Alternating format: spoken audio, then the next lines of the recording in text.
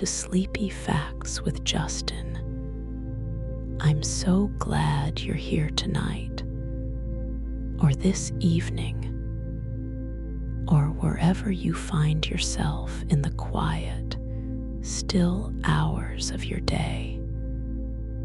Tonight, we are going to travel together, very slowly, through one of the most beloved, most comforting, most gently fascinating subjects in all of human history. We are going to talk about chocolate. Chocolate.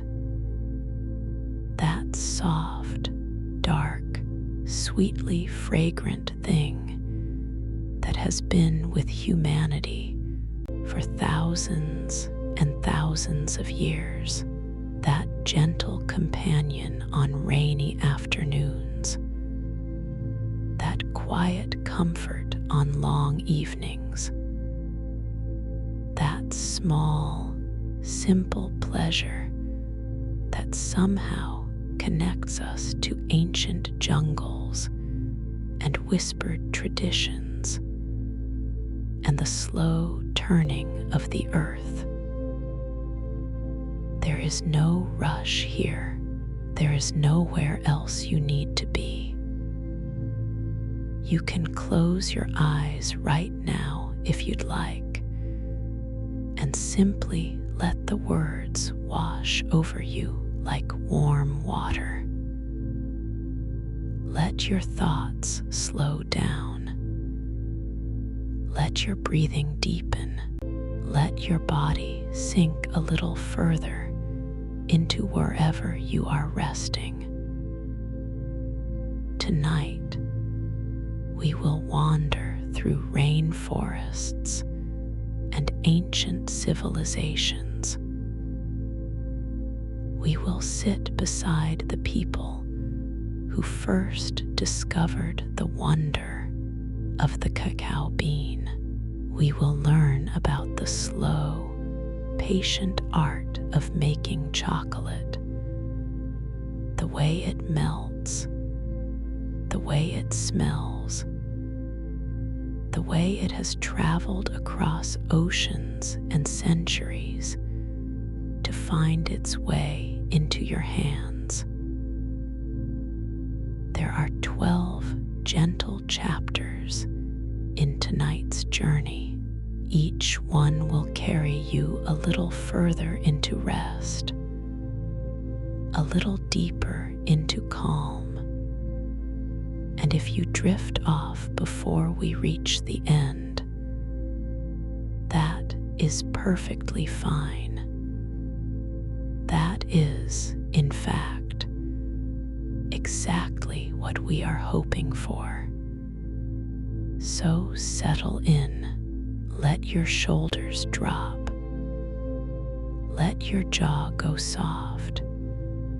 Take one slow, easy breath, and let's begin.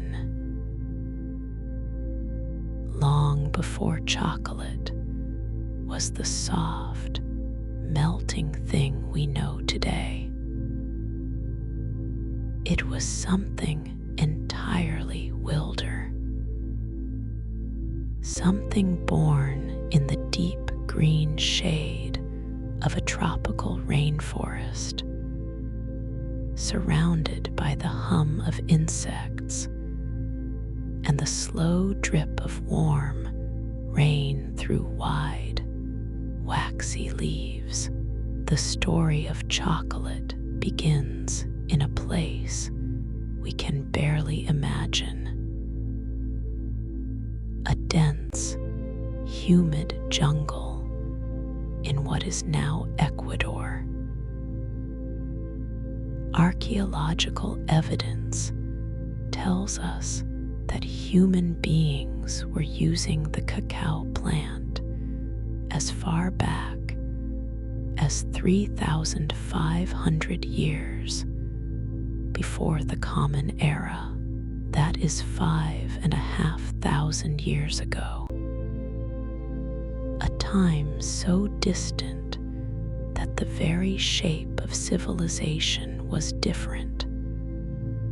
Quieter, slower, rooted in the earth.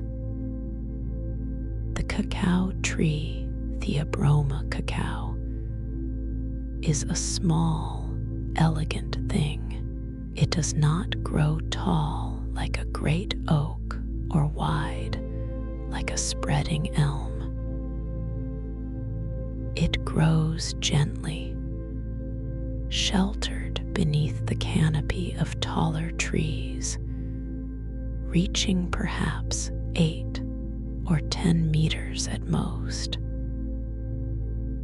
Its bark is smooth and pale. Its leaves are long and glossy, and they catch the rainwater and hold it for a moment before releasing it in slow, quiet drops. The pods of the cacao tree grow directly from its trunk and its main branches, not from the tips, as many fruits do, but pressed close to the bark itself, as if the tree is holding them tenderly. These pods are oval and ridged, and as they ripen, they change color from green to gold, from pale yellow to deep rust and burgundy. They are beautiful things, quiet and heavy, and full of something remarkable. Inside each pod, nestled in a soft white pulp that is cool and faintly sweet, lie the cacao beans. There might be 20 or 30 or 40 of them in a single pod, arranged in neat rows, each one wrapped in that white, mucilaginous flesh. The pulp itself is edible, faintly tropical, a little like lychee or passion fruit, or something you might taste in a dream and struggle to remember when you wake.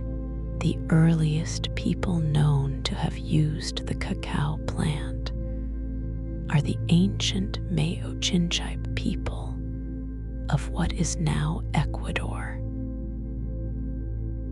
and the traces they left behind, fragments of ceramic vessels, residues of fermented drink, suggest that their relationship with cacao was not casual.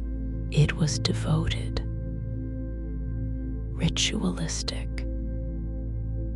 The oldest traces of cacao in beverages date back to somewhere between 1900 and 1500 years before the Common Era, and they appear to be the remains of fermented alcoholic beverages, drunk perhaps in ceremony, perhaps in celebration, perhaps in the quiet company of others gathered around a fire. The word chocolate itself comes to us from the Aztec word zacotl, and the scientific name for the cacao tree, Theobroma cacao, is a beautiful thing. Theobroma. It comes from the ancient Greek. It means food of the gods. Think about that for a moment. food of the gods. That the people who first encountered this plant, who first cracked open a pod and tasted the pulp inside, believed they were touching something divine, something that connected the earthly world to something larger, something ancient, something beyond the ordinary turning of days. The Olmec people, who flourished along the Gulf Coast of Mexico, beginning around 1500 years before the Common Era, are widely believed to have been among the first to ferment, roast, and grind cacao seeds into a drinkable form. They likely consumed it as a bitter, spiced beverage. Nothing like what we think of as chocolate today, but something that carried within it the first seeds of that long, slow transformation. Imagine sitting with those ancient people in the warm shade of a tropical evening. The air is thick and fragrant. The jungle murmurs around you. Someone passes you a clay vessel, rough and cool in your hands, and you drink. The liquid is dark and bitter and complex, faintly spiced with chili or vanilla or the bark of certain trees. It warms you from the inside. It makes you feel present, alive, connected. That feeling, that simple, ancient warmth, is something that has never entirely left chocolate, even as it traveled across centuries and oceans and was transformed 1,000 times by 1,000 different hands. Let your eyes grow heavy now. Let the image of that warm jungle evening settle around you like a blanket. The hum of the rainforest, the weight of a clay cup, the slow, sweet bitterness of the very first chocolate. You are resting. You are safe. There is nothing you need to do right now except breathe. As we move gently forward in time, we find ourselves in the world of the ancient Maya,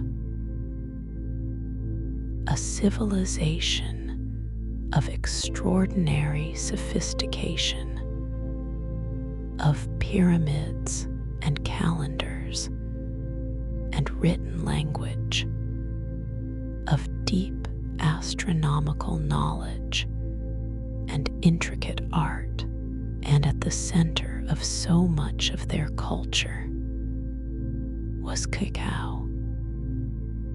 The Maya cultivated cacao in their gardens and their farms. Cocoa is frequently found at Maya archaeological sites dating as far back as 2,000 years before the Common Era, right through to 250 years of the Common Era. Evidence of a relationship with this plant spanned not decades, but millennia. For the Maya, cacao was not simply a food or a drink. It was a sacred substance. It appeared in their creation myths. It was offered to the gods. It was used in ceremonies marking the most important moments of human life: births and deaths, weddings and baptisms, the turning of seasons, and the marking of time. The Maya prepared their chocolate drink with great care. They would grind the roasted cacao beans into a paste, then mix that paste with water and spices: chili, vanilla, acciati, perhaps the flower of a certain tree. They would pour the liquid back and forth between two vessels, lifting one high and letting the liquid fall in a long, thin stream into the vessel below, creating a froth on the surface. This froth was prized. It was considered the most desirable part of the drink. Imagine the patience of that gesture, that slow, deliberate pouring back and forth again and again in the warm air of an ancient kitchen. The Maya had a word for this drink: cacao. They carved images of cacao pods into their temples. They painted scenes of chocolate preparation on their pottery. They left behind a rich and vivid record of their devotion to this remarkable plant. Cacao beans were so valuable to the Maya that they used them as currency. You could trade a handful of beans for a meal, or a larger quantity for something more precious: cloth, jade, labor, the small necessities and luxuries of daily life. To have a store of cacao beans was to have wealth. To receive them as a gift was a gesture of great respect and affection. There is something quietly moving about this, that the thing we now reach for in moments of comfort, the small square of chocolate we break off and let melt on our tongue at the end of a long day, was once considered so precious that it served as money. That something so soft and simple was once at the center of an entire economy. The Maya also believed that cacao had healing properties. Their medical texts, bark paper books called codices, only a handful of which have survived, describe the use of cacao in treating various ailments. It was mixed with other plants and herbs to soothe fevers, to ease digestive troubles, to restore strength to someone who had been weakened by illness or exhaustion. In a way, they were not wrong. We know now that cacao contains compounds, flavonoids, theobromine, a gentle constellation of plant chemicals that genuinely support the body in subtle ways. But the Maya knew this through observation, through centuries of careful attention to the effects of the plant on human beings. They knew, in the wordless way of long experience, that cacao did something good. Picture the Maya city at dusk, the Great Pyramid rising at the center of the plaza, its stone steps warm from the day's sun, now cooling in the evening air. The smell of cooking fires, of wood smoke and corn, and something darker, richer, the slow steam of cacao being prepared somewhere close by, the sound of voices, low and easy, winding down toward the end of the day. You are part of that scene now in your imagination. The air is warm. The stars are beginning to appear above the pyramid. Someone hands you a clay cup, and the drink inside is dark and spiced and comforting. And you hold it in both hands and breathe in its scent before you drink. Let that image hold you gently. Let yourself sink into it. You are safe. You are resting. The evening is long and soft, and there is nowhere else to be. Further along in time, and further north in the landscape of Mesoamerica, another great civilization had made chocolate its own. The Aztecs, whose empire centered on the vast, shimmering island city of Tenochtitlan, set in the middle of a great lake in the valley of central Mexico, had inherited the knowledge of cacao from the Maya and the Toltecs before them, and they had woven it deep into the fabric of their world.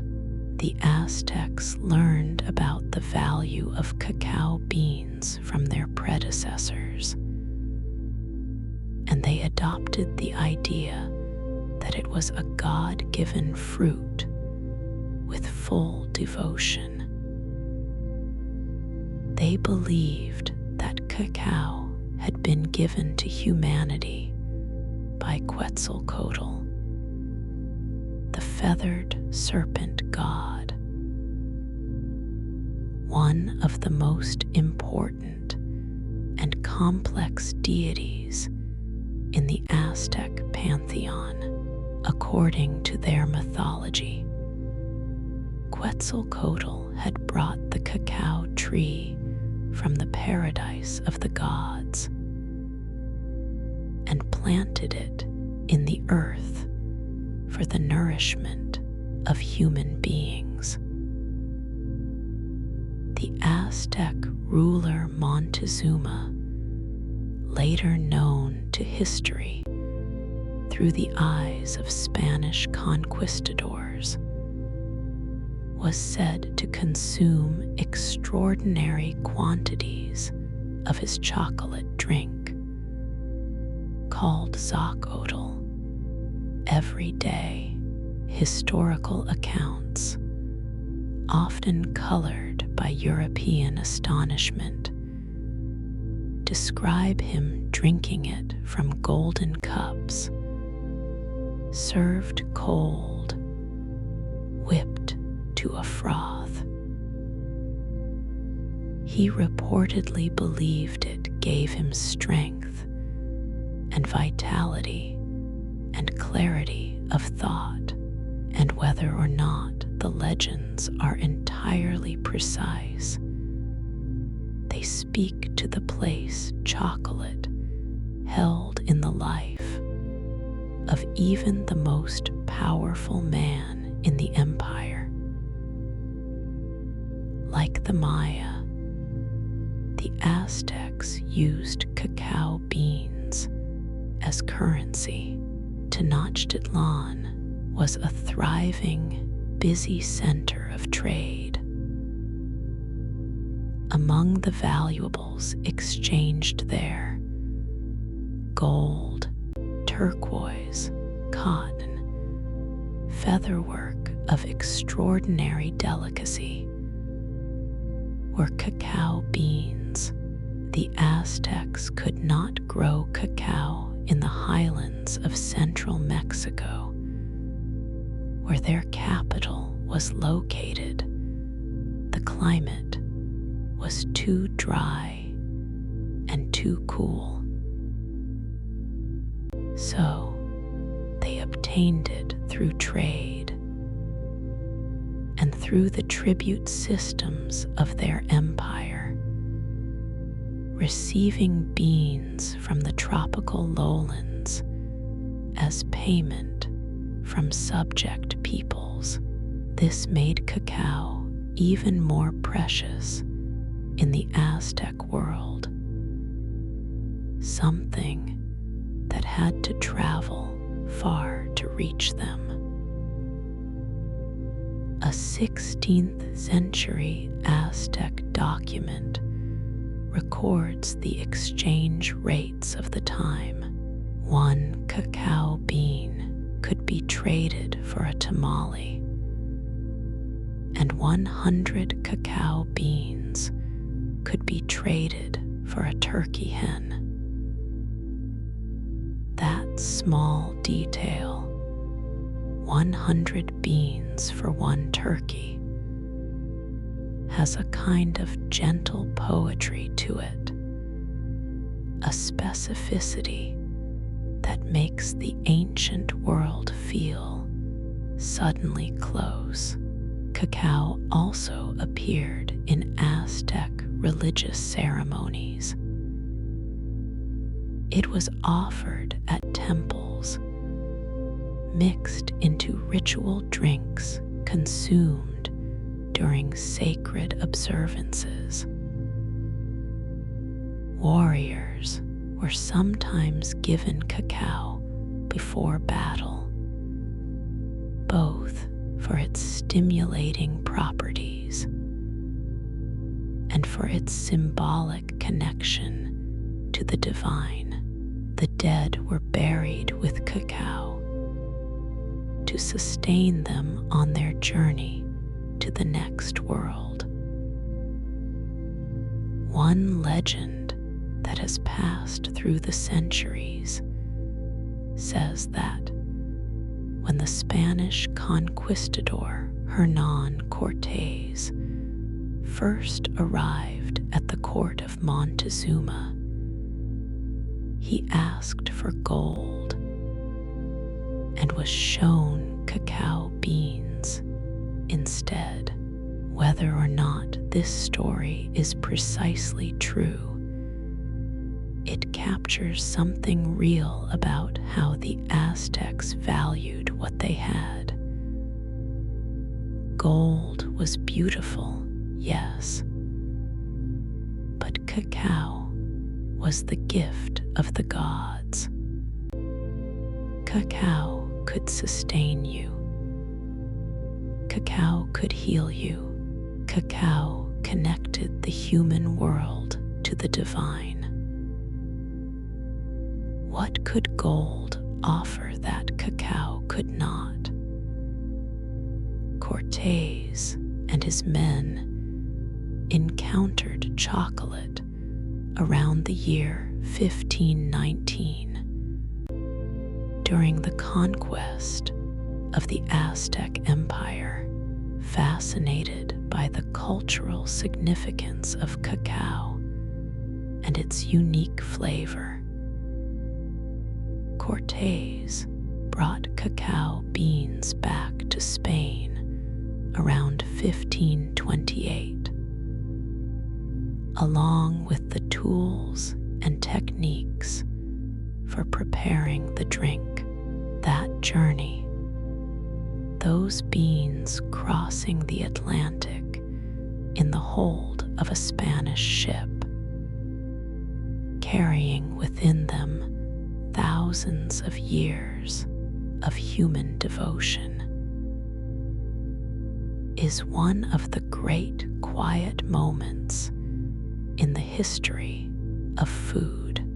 A small, unremarkable-looking seed traveling from one world to another, about to change everything. Let the image of that ocean crossing settle over you now. A great wooden ship moving slowly through the dark water, the sound of the waves against the hull, low and rhythmic and endless. Somewhere in the hold, a sack of cacao beans, dark and smooth, waiting patiently for the next chapter of their long story. Rest now.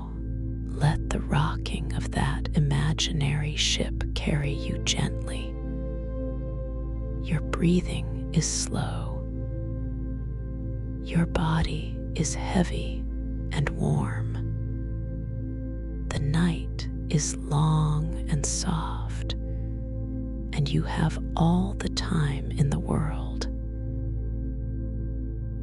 When cacao arrived in Spain in the early 16th century, it entered a world that had never tasted anything quite like it. The Aztec drink, bitter and spiced and strange, was not immediately beloved by European palates accustomed to the flavors of their own continent, but something about it intrigued people. Something about its depth, its complexity, its warmth. The Spanish began to experiment. They tried adding sweeteners, honey at first, and then the cane sugar that was already becoming more available through colonial trade. They tried warming the drink rather than serving it cold as the Aztecs had. They tried adding cinnamon and vanilla and other spices more familiar to European taste.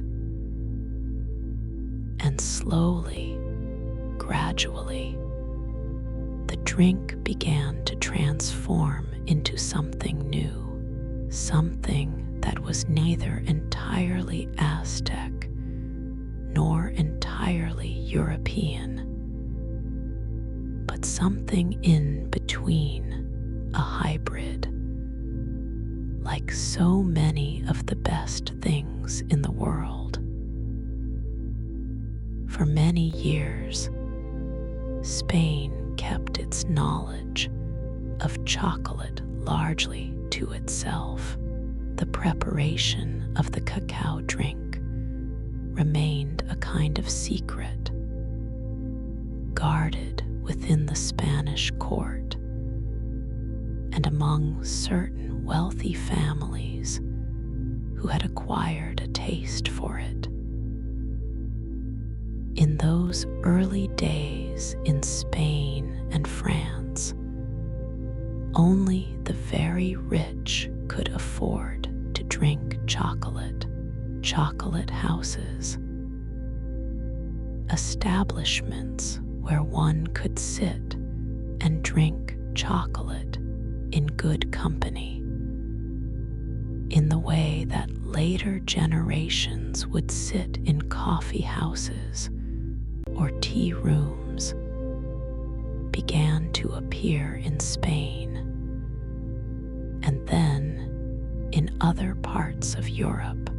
They were places of warmth and conversation, of slow afternoons, and the gentle pleasure of a well-made drink. There was something in them of the spirit of the Maya and Aztec traditions, transformed into a European idiom.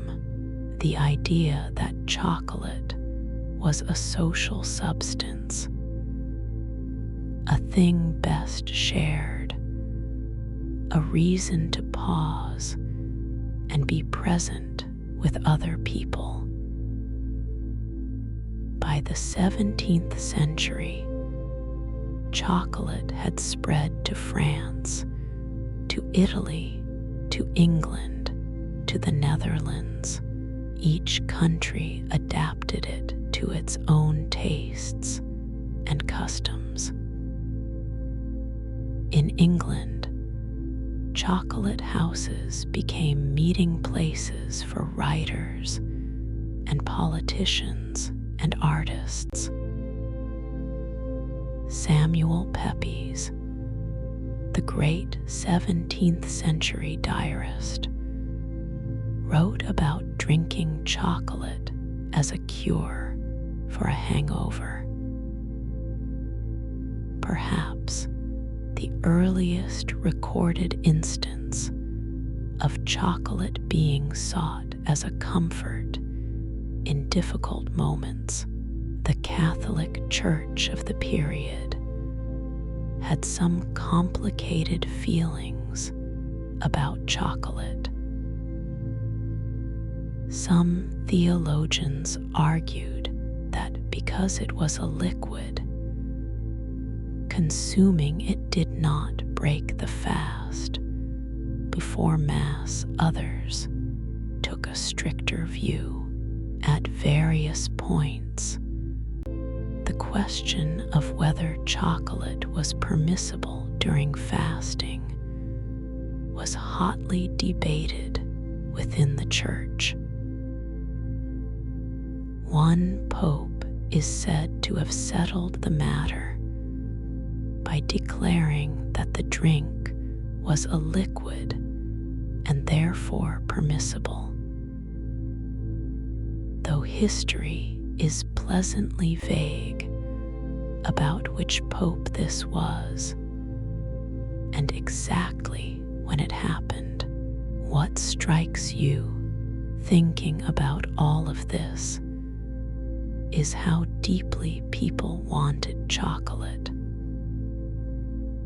how they argued about it and traveled for it and kept secrets about it and paid high prices for it, how it moved through courts and kitchens and churches and counting houses, always surrounded by a kind of reverence.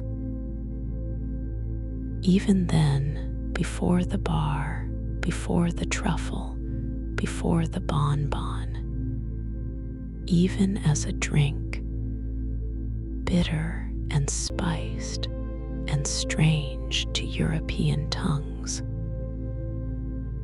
Chocolate had a hold on people that they could not quite explain. There is something timeless in that. The feeling of reaching for something warm and dark and sweet when the day has been long. The comfort of that particular flavor, that particular scent. People 300 years ago felt it, and 500 years ago, and 1,000 years ago. And here you are tonight, letting the story of it wash over you, and perhaps feeling some faint echo of that same ancient comfort. Let that feeling settle around you now. The warmth of a chocolate house on a winter afternoon. The low murmur of voices. The smell of something rich and dark and good. Your hands wrapped around a warm cup. Your eyes growing heavy. Rest. You are safe. The world is quiet. Let sleep find you in its own gentle time. It is worth pausing here in our long, slow journey through the world of chocolate to return to the beginning of the process, to the tree itself, to the warm, green, fragrant world where cacao grows. The cacao tree is what botanists call an understory tree,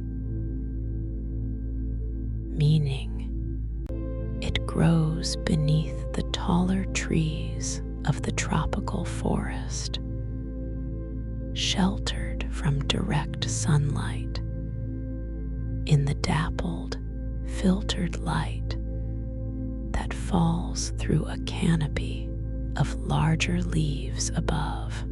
This is its natural habitat, not the full exposure of an open field, but the sheltered, humid, gentle world beneath a greater canopy. In a way, this suits it. Cacao is a plant that prefers the shade. Cacao trees are cultivated in a band around the equator, within roughly 20 degrees of latitude on either side of that invisible line. They need warmth, and they need moisture, and they need the rich, well-draining soil of tropical regions. The countries that grow the most cacao are in West Africa, Côte d'Ivoire, Ghana, Cameroon, and in parts of Southeast Asia and Latin America. West Africa produces the most cacao of any region in the world, with Côte d'Ivoire alone accounting for about 43% of global production. The flowers of the cacao tree are tiny things, remarkably small for a plant that will produce such large, heavy fruits. They grow directly from the bark of the tree in small clusters, and they are pollinated not by bees, but by tiny midges, small flies, so small you might miss them entirely, drifting through the humid air in their unhurried, invisible way. Most of the flowers that appear on a cacao tree will never become pods. Only a small fraction, sometimes just 3 or 4%, will successfully develop into fruit.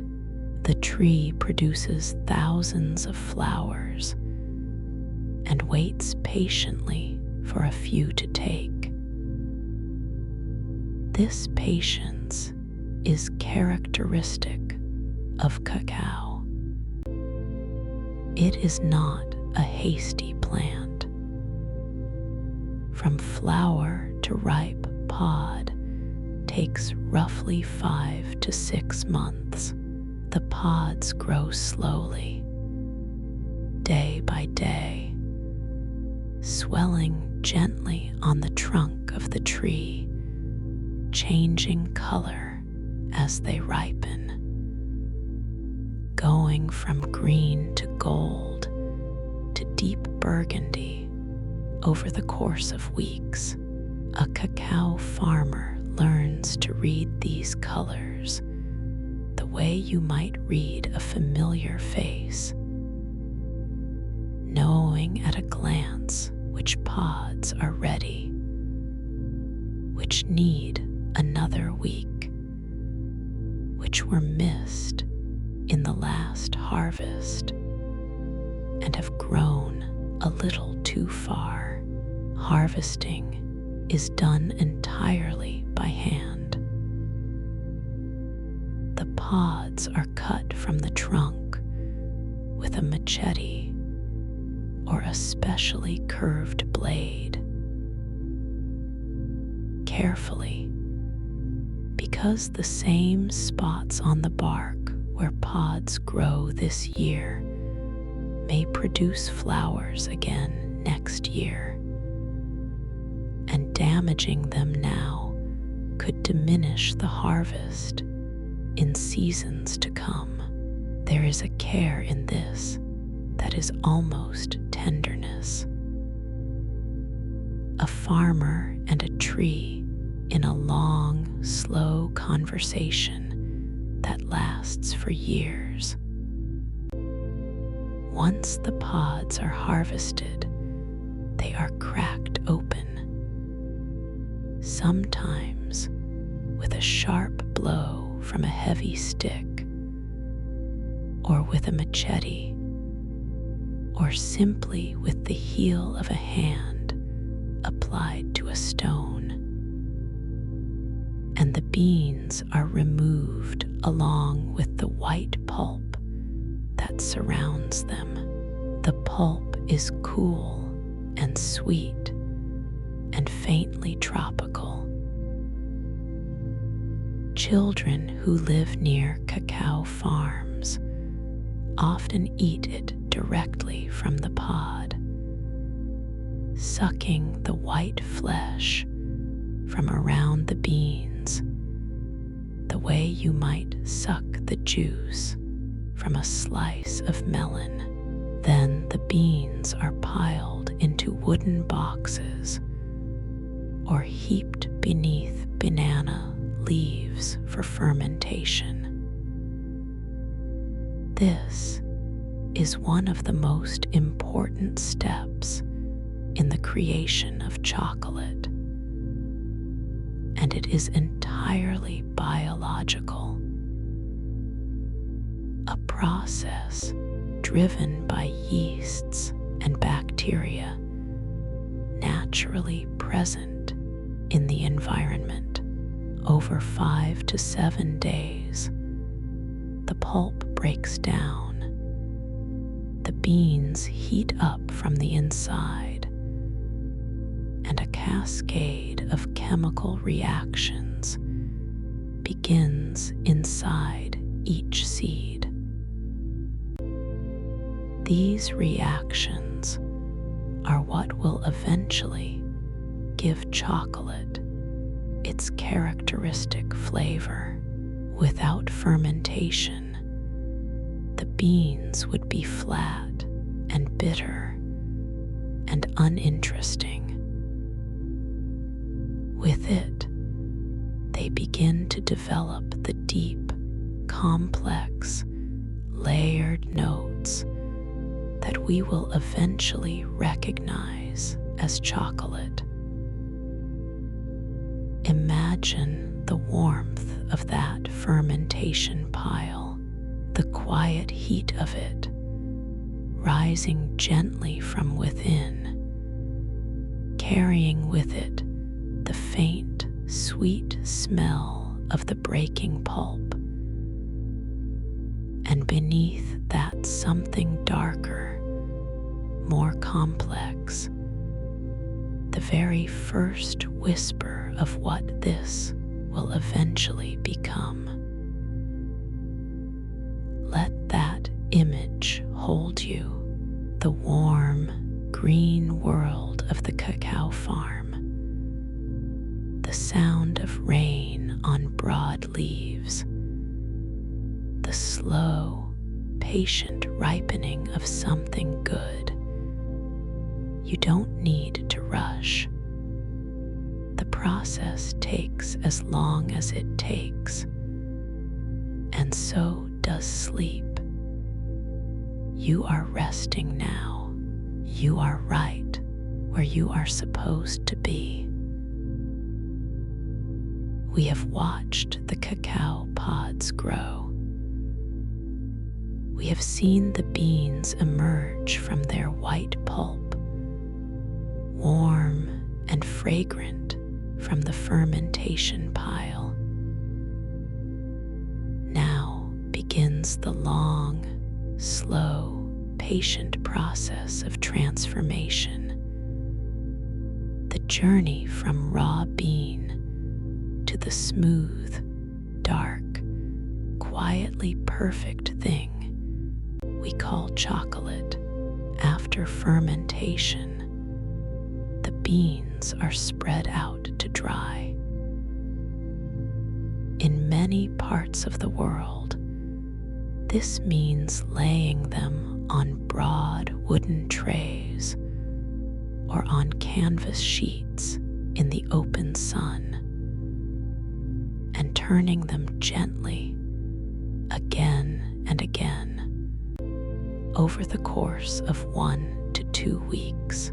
The turning is important.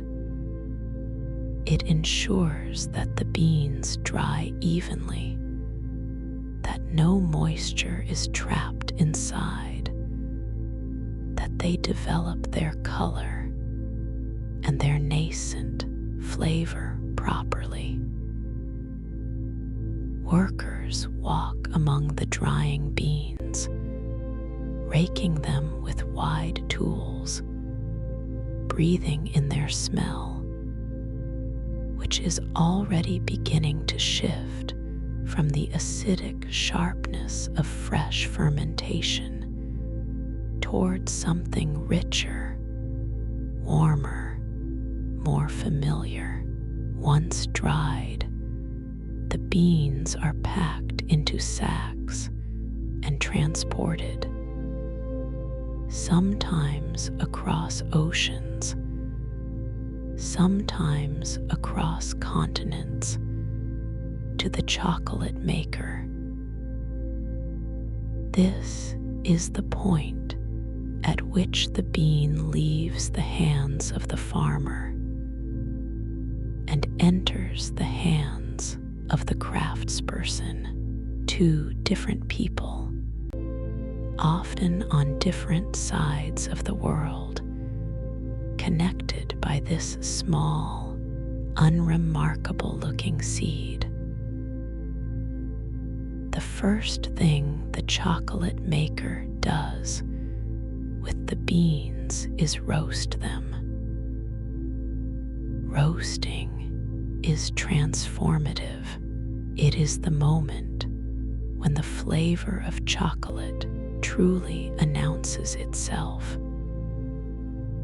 When the Maillard reaction and a cascade of other chemical processes deepen and develop the hundreds of flavor compounds inside the bean. When the smell of chocolate begins to emerge unmistakably from what was, until now, something that still smelled like a raw, fermented seed. The temperature and duration of the roast determine the final flavor profile. A lighter roast will preserve more of the fruity, acidic notes. A darker roast will bring forward the deep, bitter, earthy flavors that many people associate with intense dark chocolate.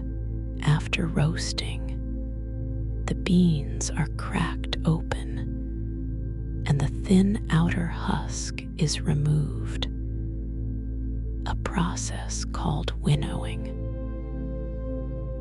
What remains are the cacao nibs, small, irregular pieces of pure roasted cacao, crunchy and intensely flavored, already starting to smell unmistakably like chocolate. The nibs are then ground in a device called a melanger, a large stone grinder. The nibs are slowly, patiently reduced to a liquid. This takes a long time. The stone wheels roll over the nibs again and again, breaking down the cell walls, releasing the cocoa butter, the natural fat inside each cell, until the whole mass becomes a smooth, thick, dark liquid called chocolate liquor. This grinding can take 24, 48, 72 hours or more, the wheels turning without hurry, the chocolate growing smoother with every passing hour. Then comes conching. In the late 19th century, a Swiss chocolatier named Rodolphe Lindt realized that if you continue to work and aerate the liquid chocolate, stirring it, rolling it, letting it breathe for an extended period, the texture becomes incomparably smooth. The harsh, acidic, astringent notes fade away. The flavor deepens and rounds and softens into that characteristic melt-in-the-mouth experience that we associate with fine chocolate. Lindt's conching process, developed in 1879, is considered one of the most important moments in the history of chocolate making. Picture the conching machine running through the night, the chocolate inside it moving in slow, lazy waves, the air above it fragrant and warm. Outside, the city is dark and quiet. But in the factory, in this warm, fragrant room, the chocolate is slowly, patiently becoming itself. That kind of patience is its own kind of comfort. The knowledge that some things cannot be rushed, that the best things, fine chocolate, deep sleep, true rest, come in their own time, through their own gentle, unhurried process. Let that thought settle over you like a warm blanket. You don't need to hurry sleep. It will find you. It is already on its way. There is a moment in the making of fine chocolate that is almost like magic. A moment where chemistry and craft and a very particular kind of patience come together to produce something remarkable. That moment is called tempering.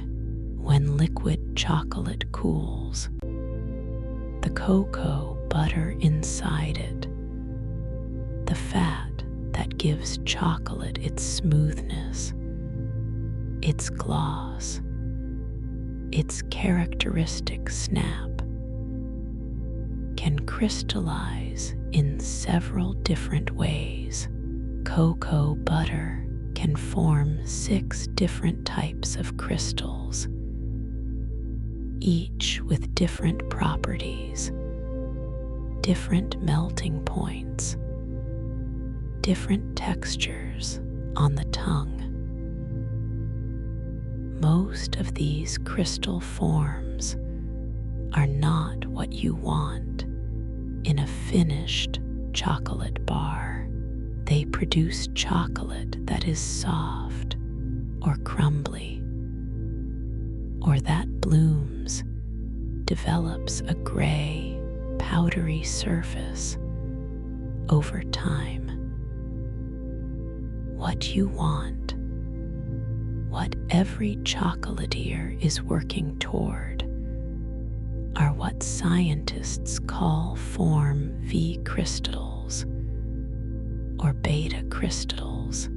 These are the crystals that give chocolate its beautiful glossy surface, its satisfying snap when you break it, its perfect melt just at body temperature. When a square of fine chocolate melts on your tongue, not in your hand, but on your tongue, precisely at the warmth of your body, that is the form V crystals doing their work. Tempering is the process of guiding the chocolate toward those crystals. The chocolate is heated to melt away all existing crystals, then cooled to a precise temperature, around 27 degrees Celsius, where form V crystals begin to form, but slowly, and in the company of some less desirable crystal forms. Then it is warmed slightly again, just enough to melt those less desirable forms, until only the perfect crystals remain, a tiny constellation of microscopic structure in the liquid chocolate, waiting to act as a template for the rest. Then the chocolate is poured into molds and left to cool. As it cools, the liquid chocolate recrystallizes around those Form V seeds, the new crystals aligning themselves according to the template, forming a dense, smooth, regular structure that will give the finished bar its gloss and its snap and its perfect melt. Some chocolatiers do this tempering by hand, spreading the liquid chocolate across a cool marble slab with a palette knife, working it back and forth, watching its texture change, feeling its temperature with the back of their fingers. It is a tactile process. You learn to read the chocolate with your hands, to feel when it has reached that precise, critical moment. There is something in this that connects the modern chocolatier to the ancient Maya woman, pouring her cacao drink between vessels in the warm air of a Mesoamerican kitchen. Both of them are in a conversation with the same extraordinary substance, paying close attention, responding to what they feel and see and sense. The chemistry of tempering is genuinely complex. Scientists have written entire papers about the molecular structure of cocoa butter crystals and the thermodynamics of their formation. But the experience of tempering is something simpler and more immediate. A person and a substance and careful attention and time. The finished chocolate, properly tempered, properly cooled, released from its mold, makes a sound when you break it, a clean, clear, precise snap. It is one of the most satisfying sounds in the world. Not loud, not startling, just clean and right, like a book closing gently, or a key turning smoothly in a lock. Close your eyes for a moment if they are not already closed. Imagine that sound, the clean snap of a well-made piece of chocolate, and then the warmth of it beginning to melt, just at the edges, just where it touches your tongue. Let that sensation, imagined or remembered, carry you gently. Your body is heavy and warm. Your thoughts are soft and slow. The night is long and quiet, and the darkness is gentle. By now, if you are still with us, and it is perfectly wonderful if you are only barely with us, if you are drifting at the edges of sleep, you have accompanied chocolate on a journey of thousands of years, from an ancient jungle in Ecuador, through the courts of Maya kings and Aztec emperors, across the ocean to Spain, and then to all of Europe, and into the warm, fragrant world of the chocolate maker's workshop. Now let us settle for a while into the varieties of chocolate that exist in the world today. Because chocolate, it turns out, is not one thing, but many. A whole quiet family of substances, each with its own character, its own flavor, its own way of resting on the tongue. The darkest of the family is, naturally, dark chocolate. Dark chocolate contains a high proportion of cocoa solids, the ground cacao nibs that carry most of the flavor, along with cocoa butter, and usually a small amount of sugar. The cocoa solids content of dark chocolate can range from around 50% to 90% or more in the very darkest varieties.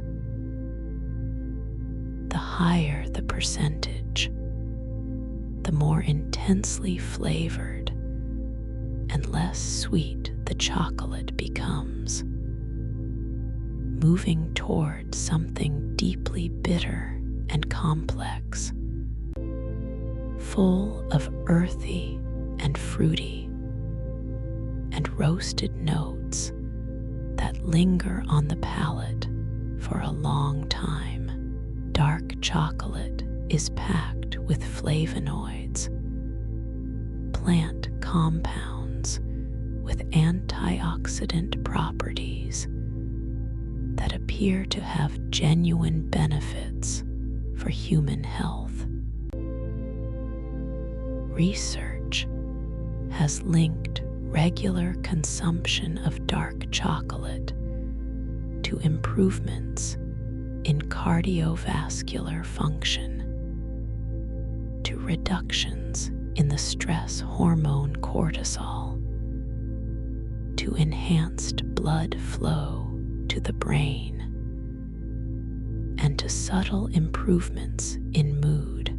The flavonoids in dark chocolate can lower levels of cortisol and reduce anxiety, the very things that make it harder to sleep.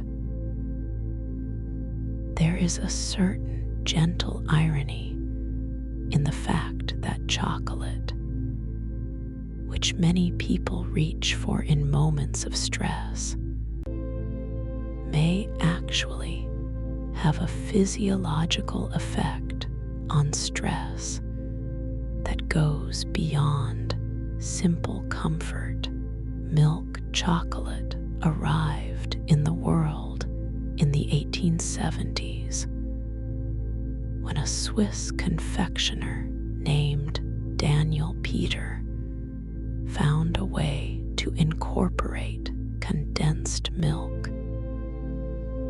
invented by his neighbor Henry Nestlé, into the chocolate-making process. The addition of milk powder softened the flavor of the chocolate, reducing its bitterness, adding sweetness, and a particular creaminess that proved enormously popular. Milk chocolate became the dominant form of chocolate in many parts of the world. The chocolate of childhood, of certain kinds of nostalgia, of comfort that is simple and sweet and uncomplicated. The smooth, creamy texture of milk chocolate provides a different kind of comfort than dark. It is gentler, more yielding, easier on the palate. Its sweetness arrives without difficulty.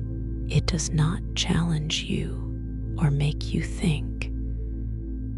It simply offers itself, soft and pleasant and warm.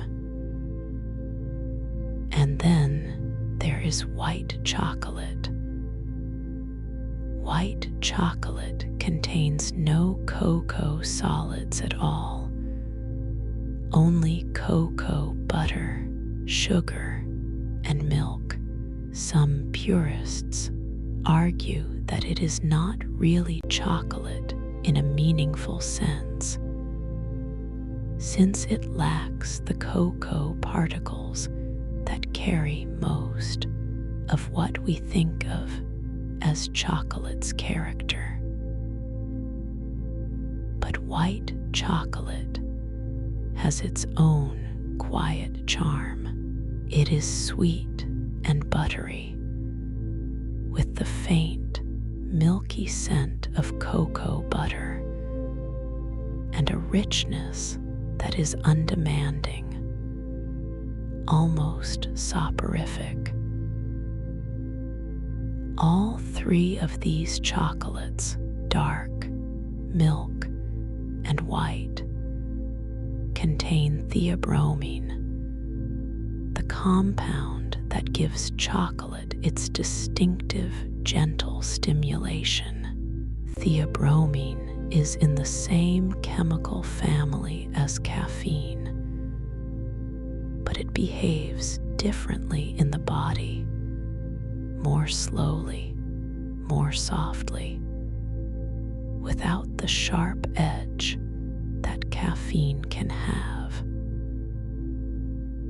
It is a gentle companion rather than a sharp jolt, and in the quantities present in a reasonable serving of chocolate, its effects are mild enough that for most people, chocolate in the evening is no barrier to sleep.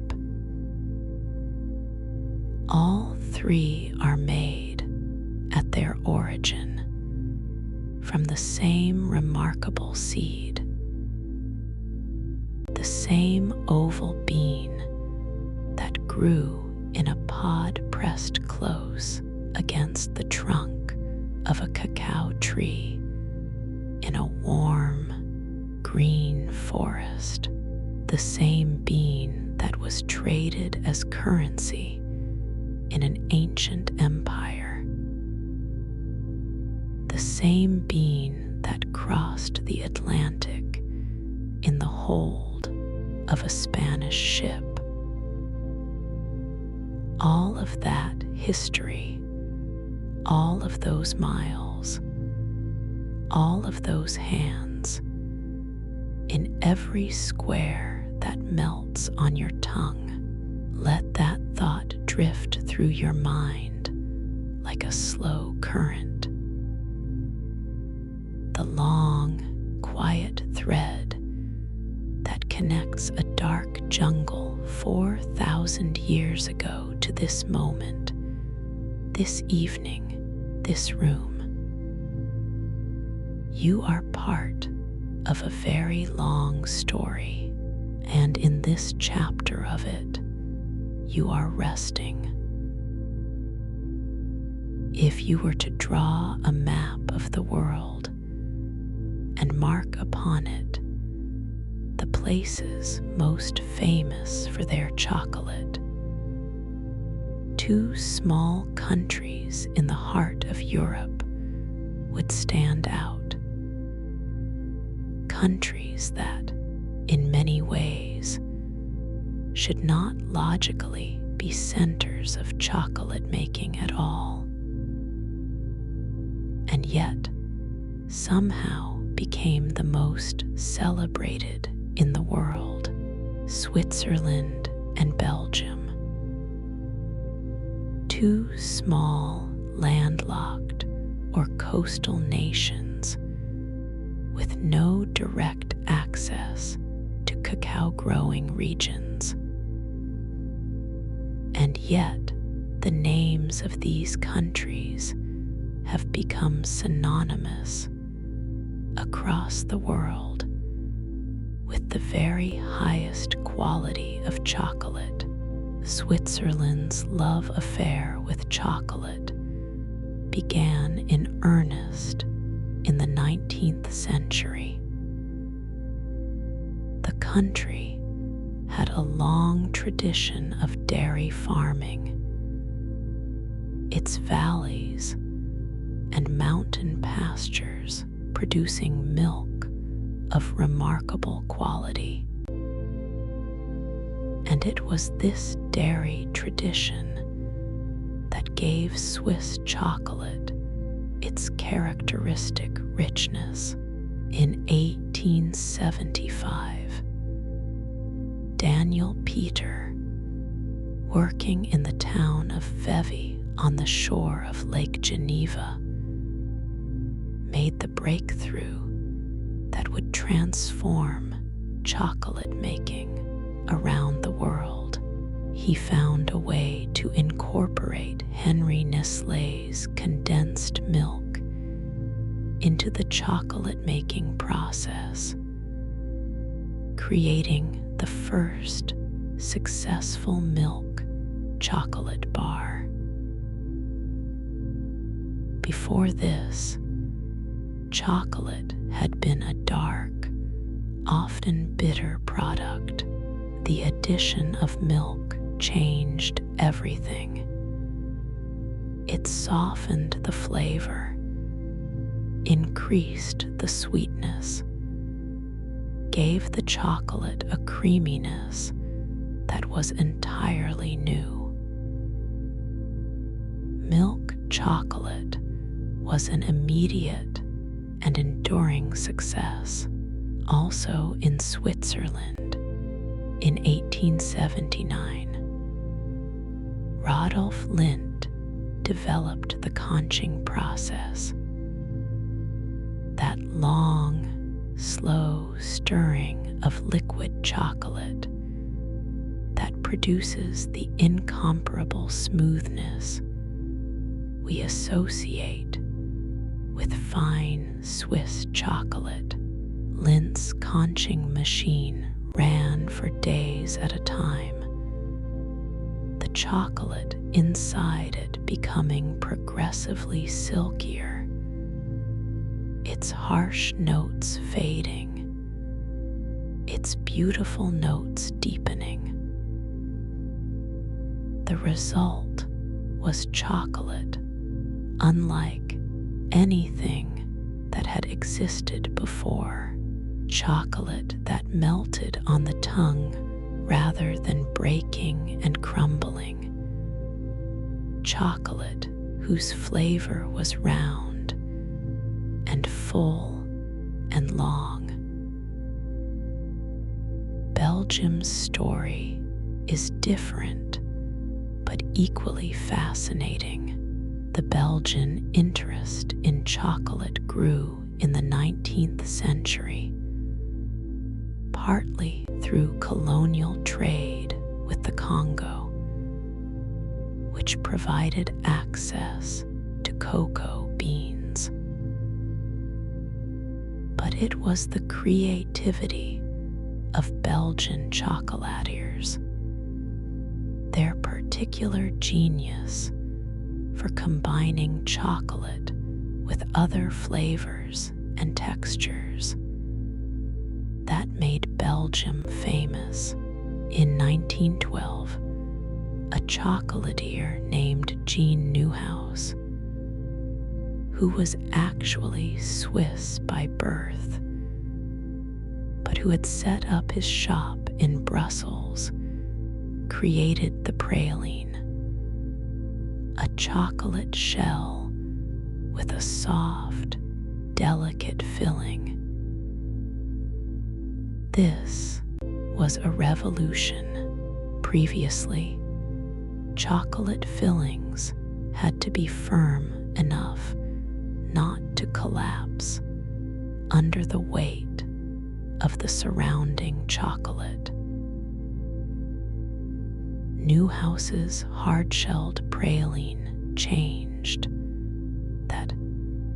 It gave chocolatiers the ability to fill their creations with anything: ganaches, creams, liqueurs, mousses, fruit purees, anything at all that they could imagine.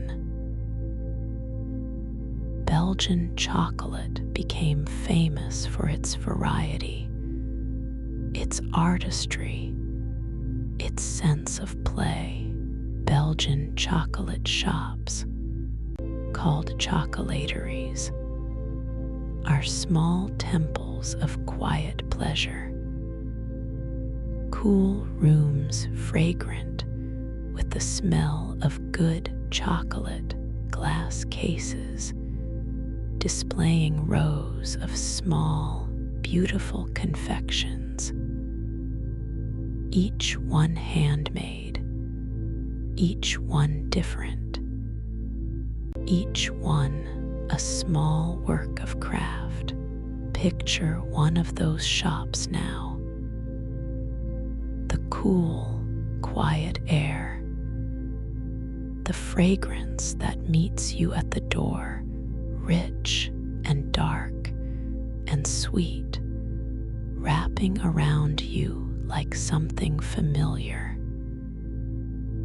The glass cases, illuminated gently from within, the chocolatier behind the counter, unhurried, explaining what is in each piece in a low, soft voice.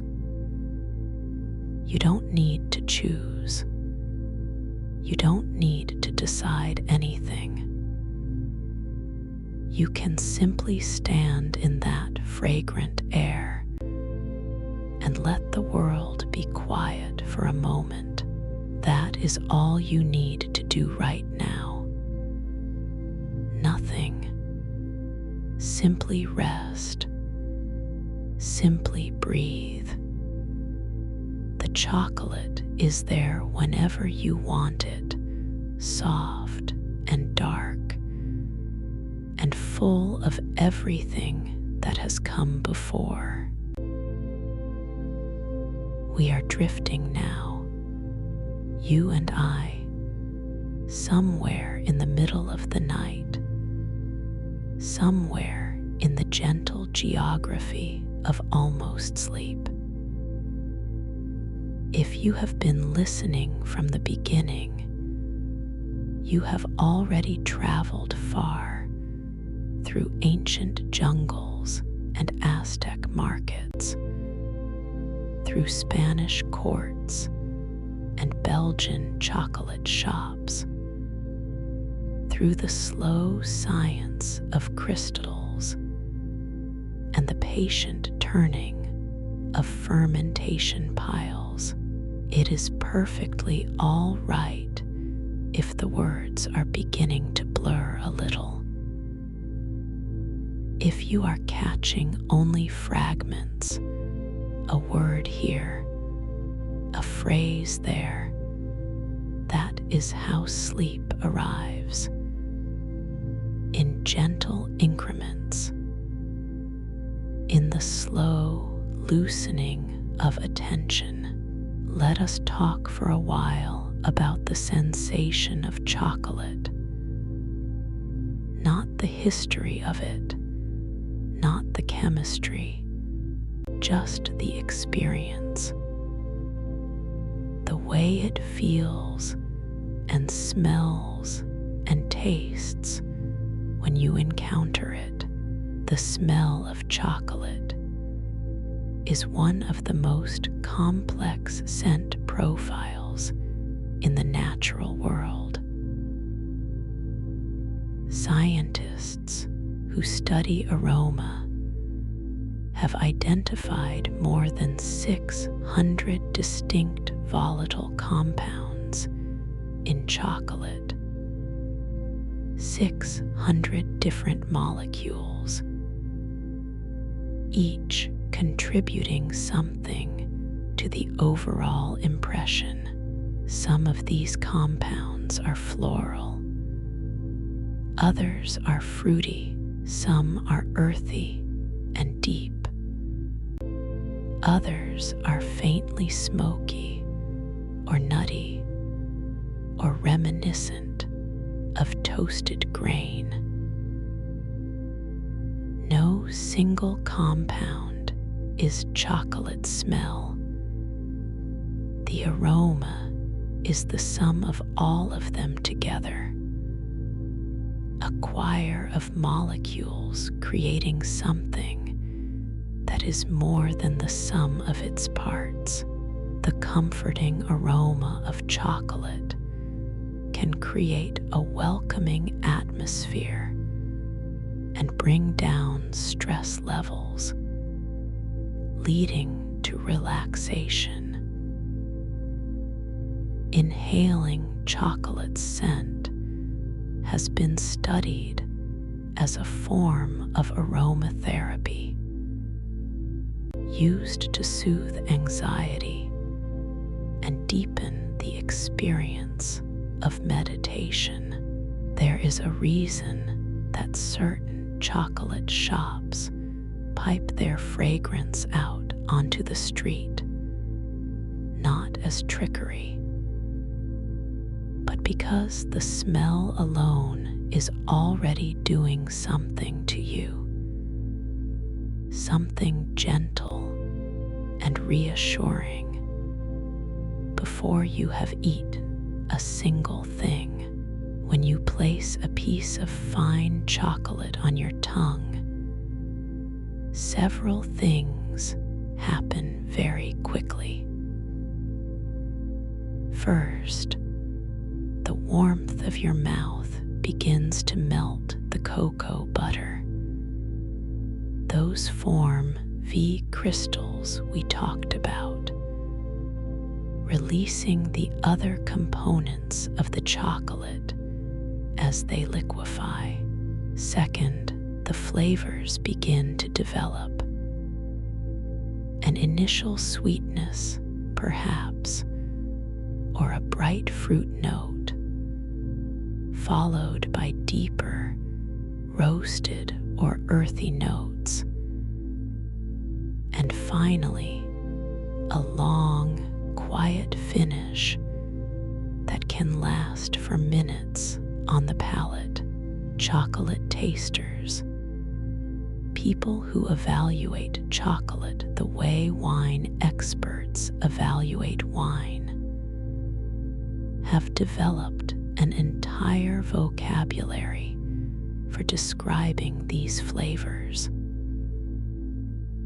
They speak of chocolate that is floral, or that has notes of red berries, or that finishes with the taste of dried fruit, or toasted almonds, or fresh earth after rain. They assess the melt, how the chocolate moves from solid to liquid in the mouth, and the texture and the length of the finish.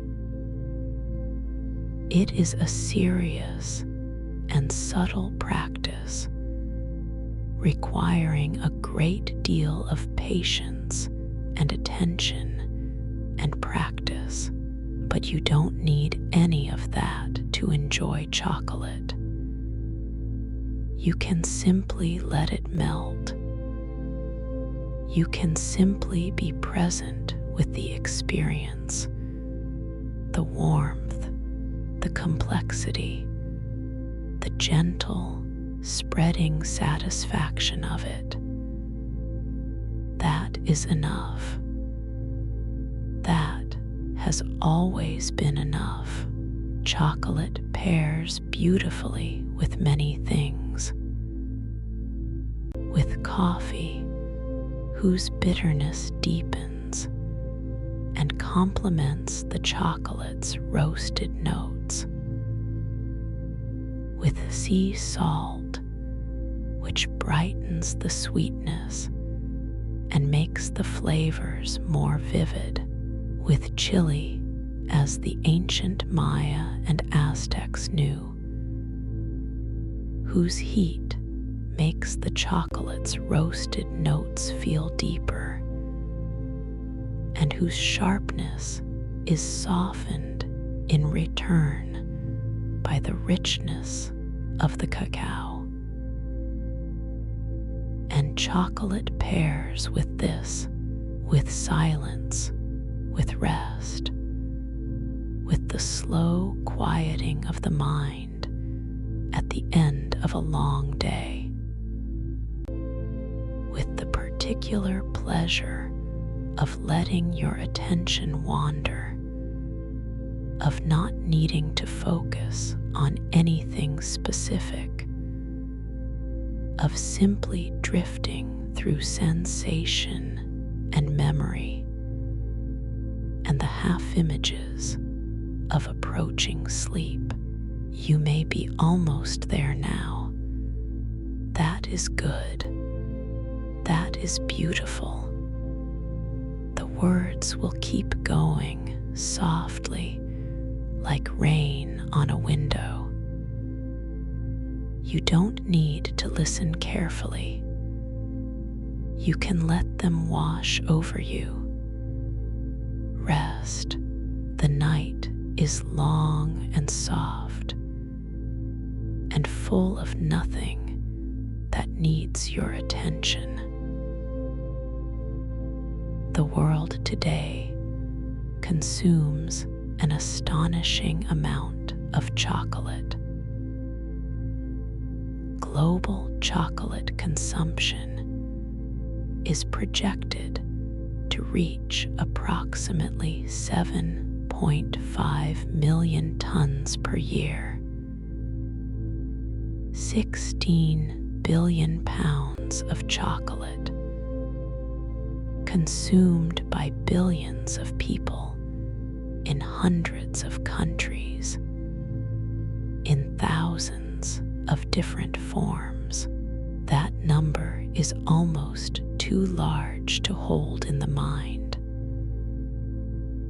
But try to imagine it as something small and personal instead. 2 pounds of chocolate per person per year, on average.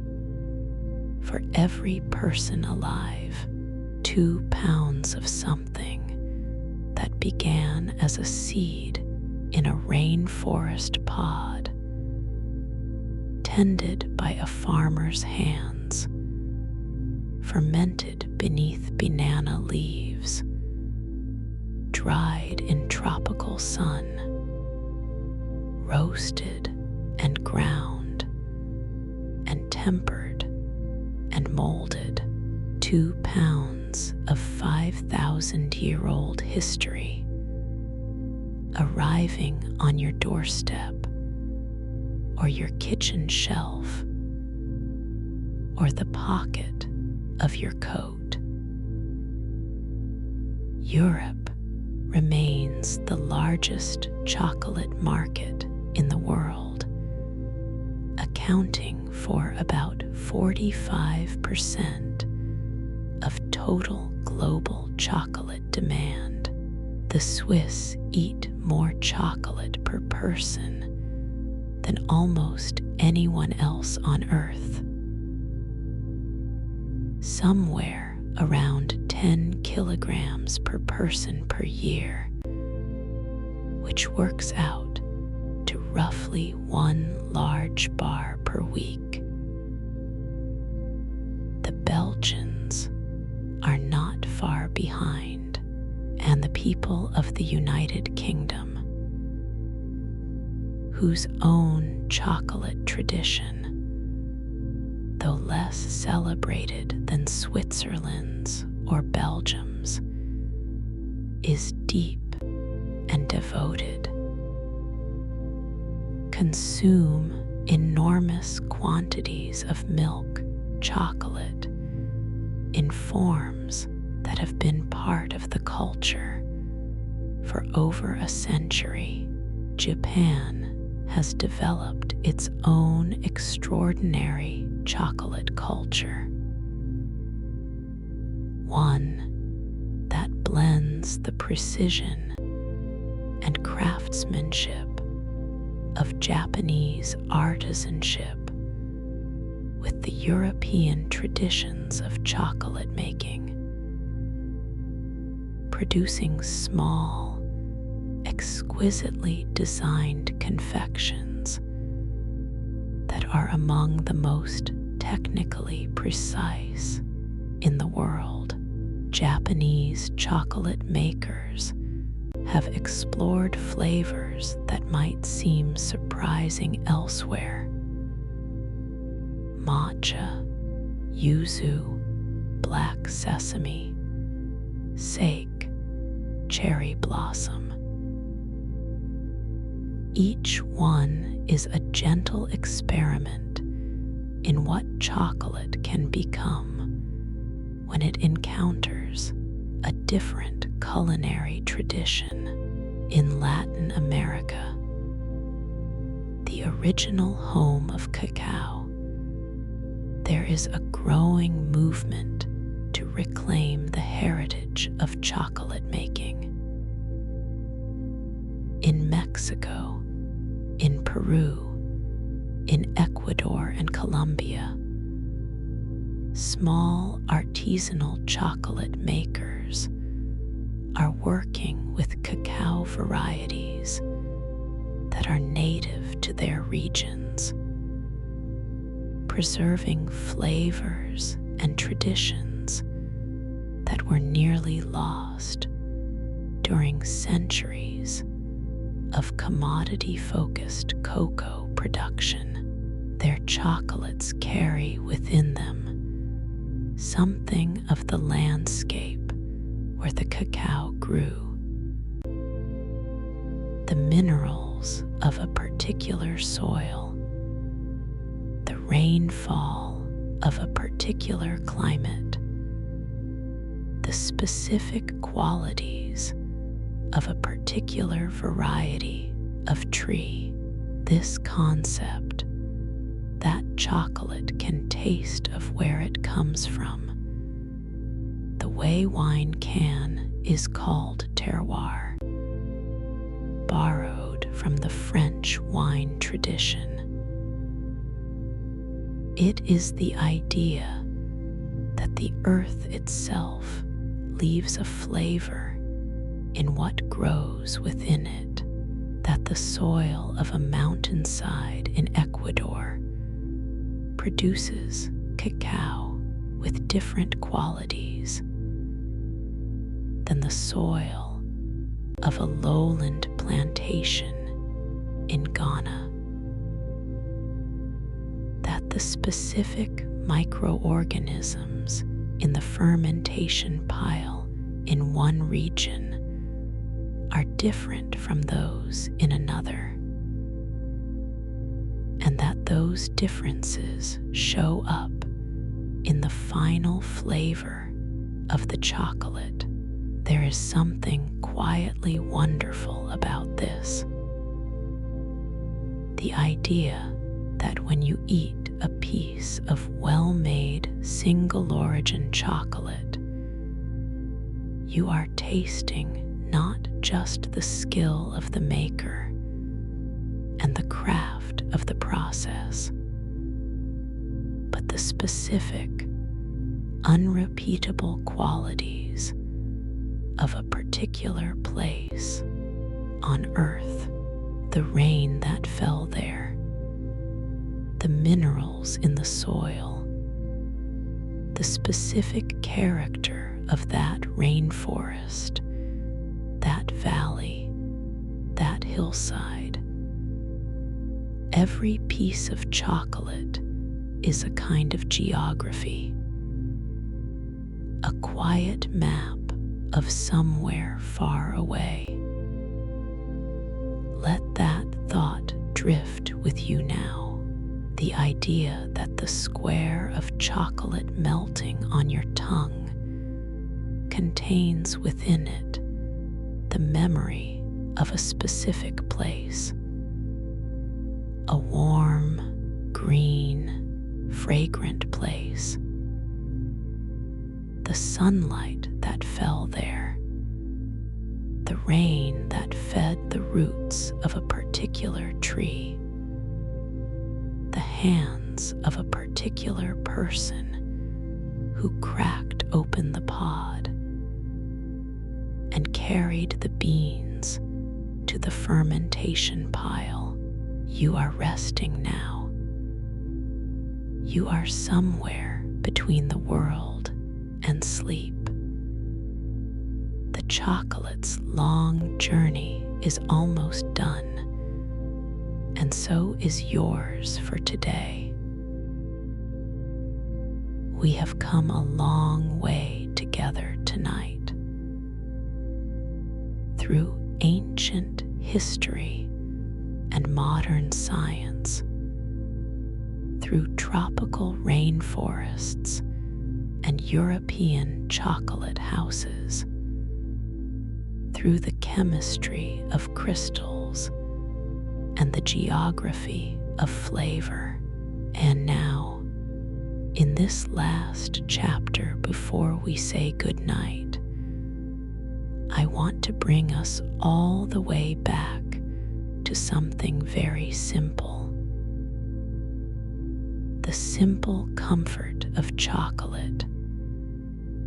Chocolate is, at its heart, a comfort food, not in a dismissive sense, not as something trivial or indulgent, or to be apologized for, but in the most genuine, most human sense.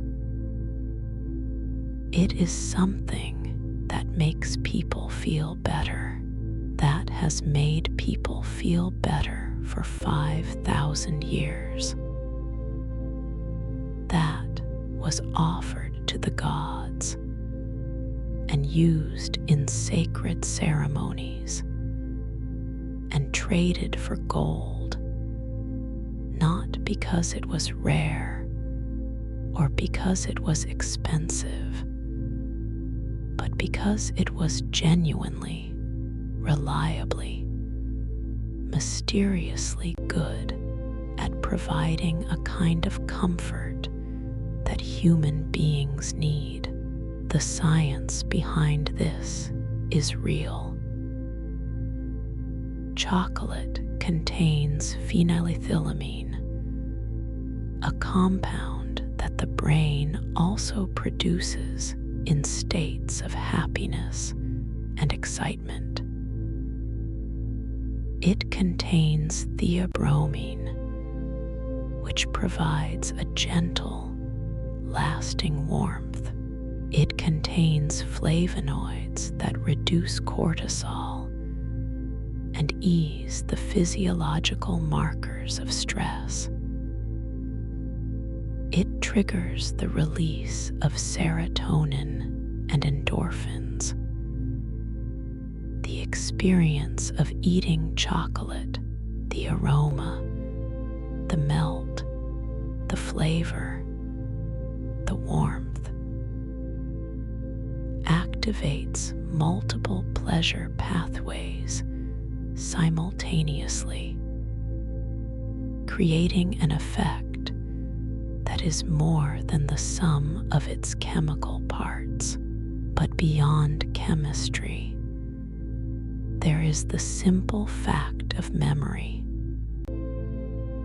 Most of us carry a web of associations around chocolate moments from childhood, gifts received, shared pleasures, particular places, and particular people. The smell of chocolate baking, or a certain wrapper, or the sound of a box being opened.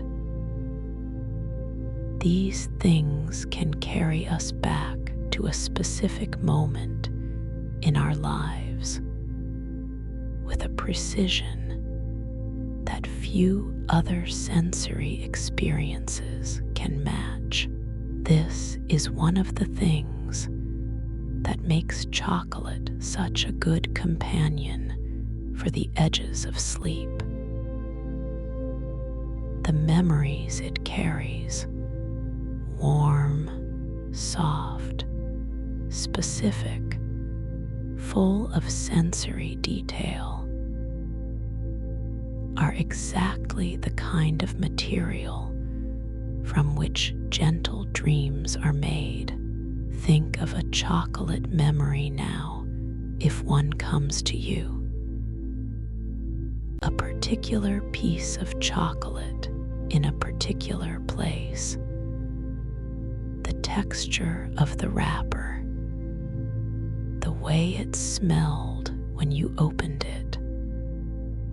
The first taste. Whatever warmth that memory carries, let it fill you. There is nothing you need to do with that memory. You don't need to analyze it, or hold it, or protect it. Just let it be there, soft and present, like a warm room. The world produces 16 billion pounds of chocolate every year. Millions of people are involved in its journey from the rainforest to your hands. Farmers and fermenters and dryers and roasters and grinders and temperers and molders and packagers and distributors and shop owners. It is one of the great collective human endeavors. This making and sharing of something sweet and dark and comforting. A chain of care and craft and labor that stretches around the world and across thousands of years. And at the end of that chain, in all its improbable length and complexity, is a moment of extraordinary simplicity. A person, a piece of chocolate, a few minutes of quiet pleasure. That is what all of it was for. All the ancient rituals, all the ocean crossings, all the careful science of crystals, and the patient art of conching. It was all for this, the small, private, uncomplicated pleasure of tasting something good. You have earned your rest tonight. Whatever your day held, whatever came at you, whatever required your attention and your energy and your patience, you have arrived here at this quiet hour, and you have let the story of chocolate carry you gently through it.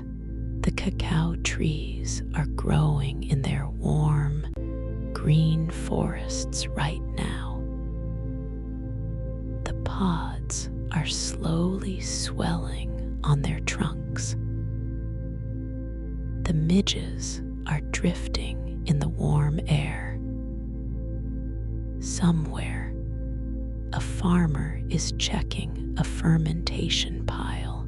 Somewhere, a chocolatier is watching liquid chocolate move slowly in a conching machine. The world is turning very slowly and very gently in its long, continuous story. And you are resting. You are safe.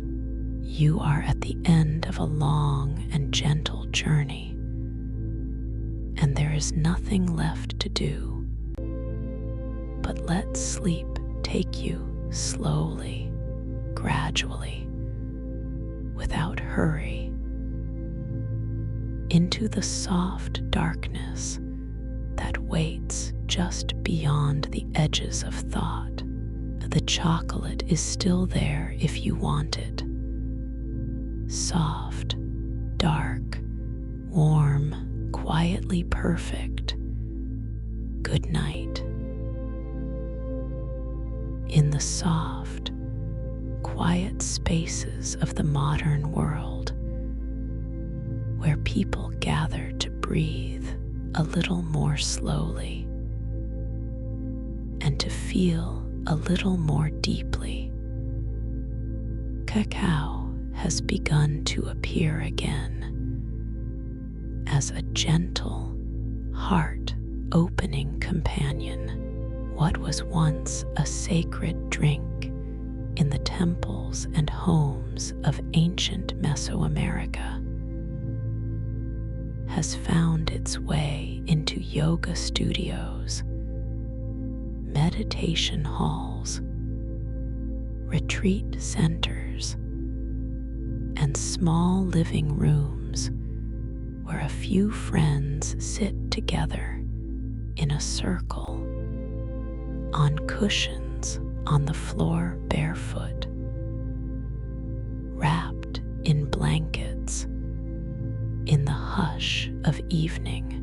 These gatherings are often called cacao ceremonies. They are simple and intentionally slow. People arrive quietly. They remove their shoes.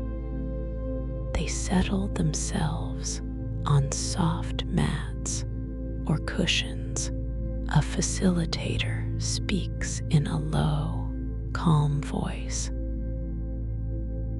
explaining that the cacao they will drink is unprocessed, close to the bean, rich in the flavonoids and minerals that make it feel so grounding and so warm in the body.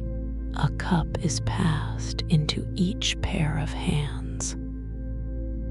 The drink is thick and dark and warm. It is not as sweet as a cafe hot chocolate. It is closer to something ancient, something remembered. Before anyone drinks, there is a moment of stillness. The facilitator might invite everyone to close their eyes, to take one slow breath, to place one hand on their heart, and to think of an intention. An intention can be something very small. A wish for rest, a wish for gentleness, a wish to let go of one worry, even for just a little while. It can be as simple as, tonight, I give myself permission to be soft. The room grows quiet as people think these quiet thoughts, each one invisible, each one held like a small candle in the dark. Then together, everyone takes the first sip.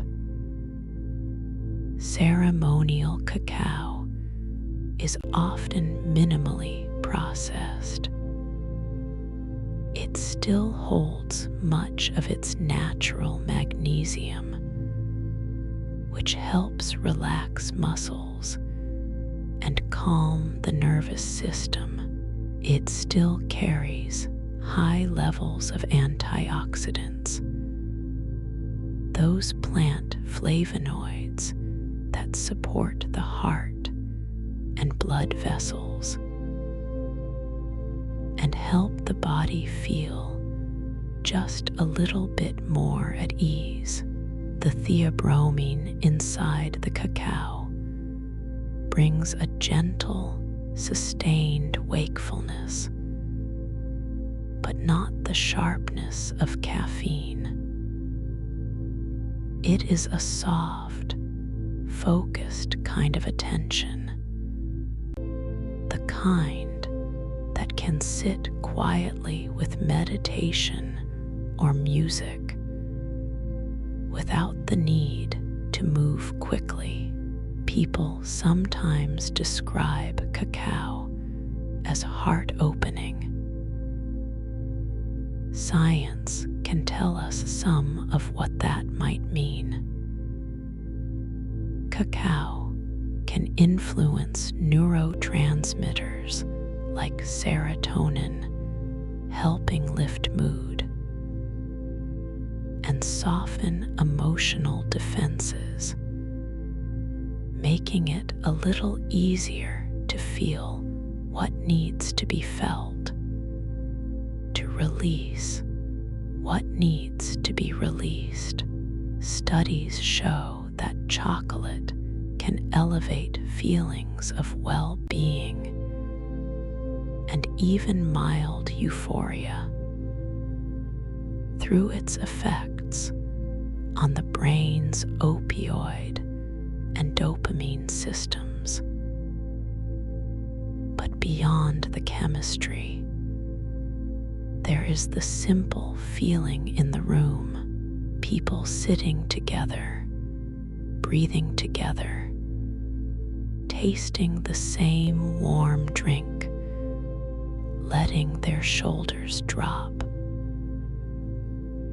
A cacao ceremony may include quiet music, soft drums, singing bowls, or the gentle strumming of a guitar. There might be guided meditation or slow, simple breath work, or a time of shared reflection where those who wish to speak can share what is on their hearts. Some ceremonies include light movement, a few gentle stretches, a few swaying motions, just enough to remind people that they have bodies, that they live inside those bodies, and that those bodies deserve kindness. The cacao itself is always at the center. It is sipped slowly over many minutes, sometimes over an hour or more. With each sip, the warmth moves a little deeper into the body. The earthy, slightly bitter flavor lingers on the tongue, and the mind gradually shifts from busy thinking to something softer and more spacious. Modern cacao ceremonies are not exact copies of Maya or Aztec rituals. They are adaptations, gentle reweavings of old threads into new cloth. Facilitators who lead them with care speak often about honoring the origins of cacao, acknowledging acknowledging that this humble bean has been sacred to indigenous cultures for thousands of years, long before it became a bar on a supermarket shelf, whether in a rainforest clearing long ago or in a quiet studio today. The message of cacao is the same. Slow down. Feel, breathe, be here. Imagine yourself in such a circle now. The lights are low. Candles flicker along the edges of the room. The air smells faintly of cacao and incense and warm bodies at rest. You hold a mug between your palms. It is warm. You bring it to your lips. You taste something dark and deep and gently bitter. And as you swallow, you feel a small wave of warmth spread outward from your chest. You are allowed to rest. You are allowed to soften. You are allowed to set down whatever you have been carrying. Let that feeling stay with you for a while, even as the words drift on. The ceremony can continue in your imagination long after the last sip is gone. Chocolate feels good. That is such a simple sentence, and yet behind it lives a whole constellation of tiny, invisible events happening deep inside the brain. Every time a piece of chocolate melts on your tongue, when you eat chocolate, the experience begins in your senses. The smell reaching you first before you even take a bite. The sight of the smooth, glossy surface, the touch of the bar or truffle against your fingers, the faint sound of a clean snap as you break it. All of these little signals travel along nerves up into your brain, where they are recognized as something familiar, something safe, something associated with comfort and pleasure. Inside the chocolate, there are many compounds at work. One of them is phenylethylamine,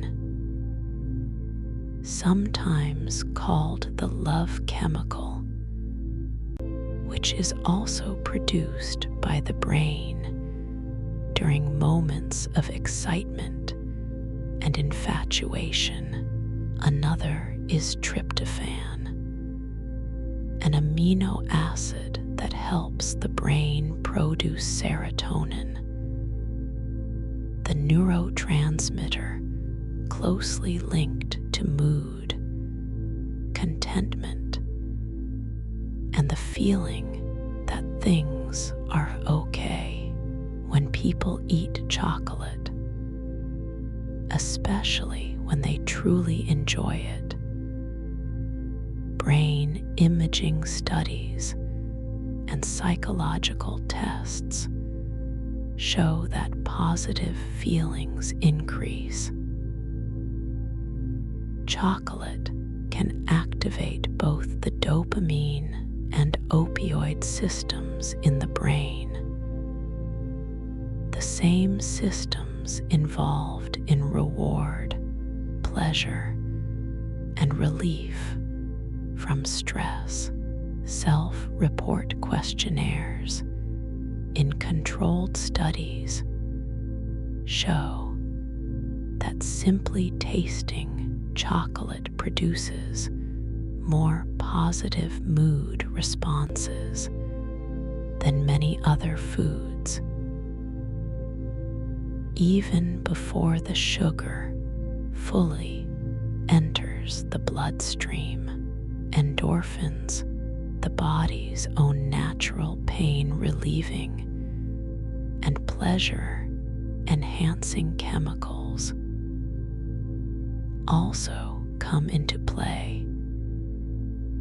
Eating chocolate has been shown to trigger a release of these endorphins, which can reduce both physical and emotional discomfort and create a soft, floating sense of ease. Serotonin and endorphins together, along with dopamine and oxytocin, form a gentle orchestra of happiness chemicals, playing a quiet song inside your nervous system.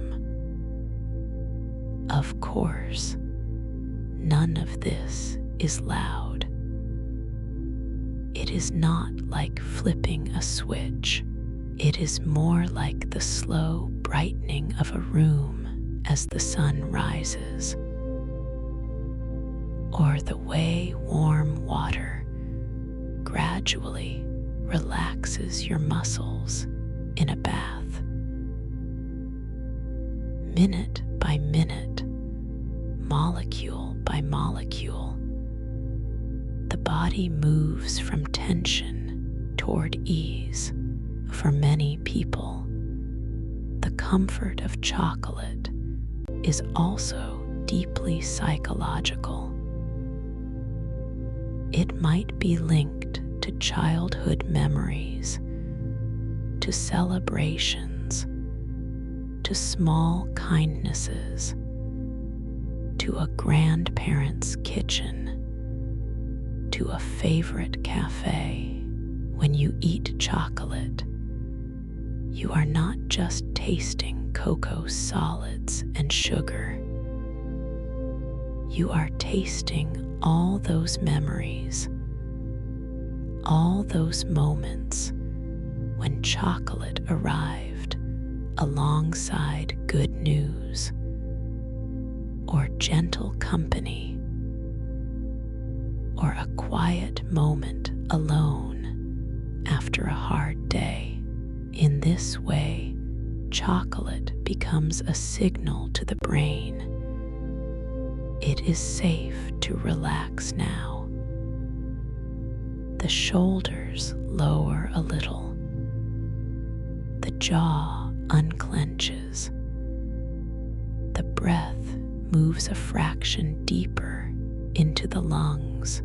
Some scientists say that chocolate's mood-lifting power comes from a combination of its chemistry, its texture, its sweetness, and its cultural meaning.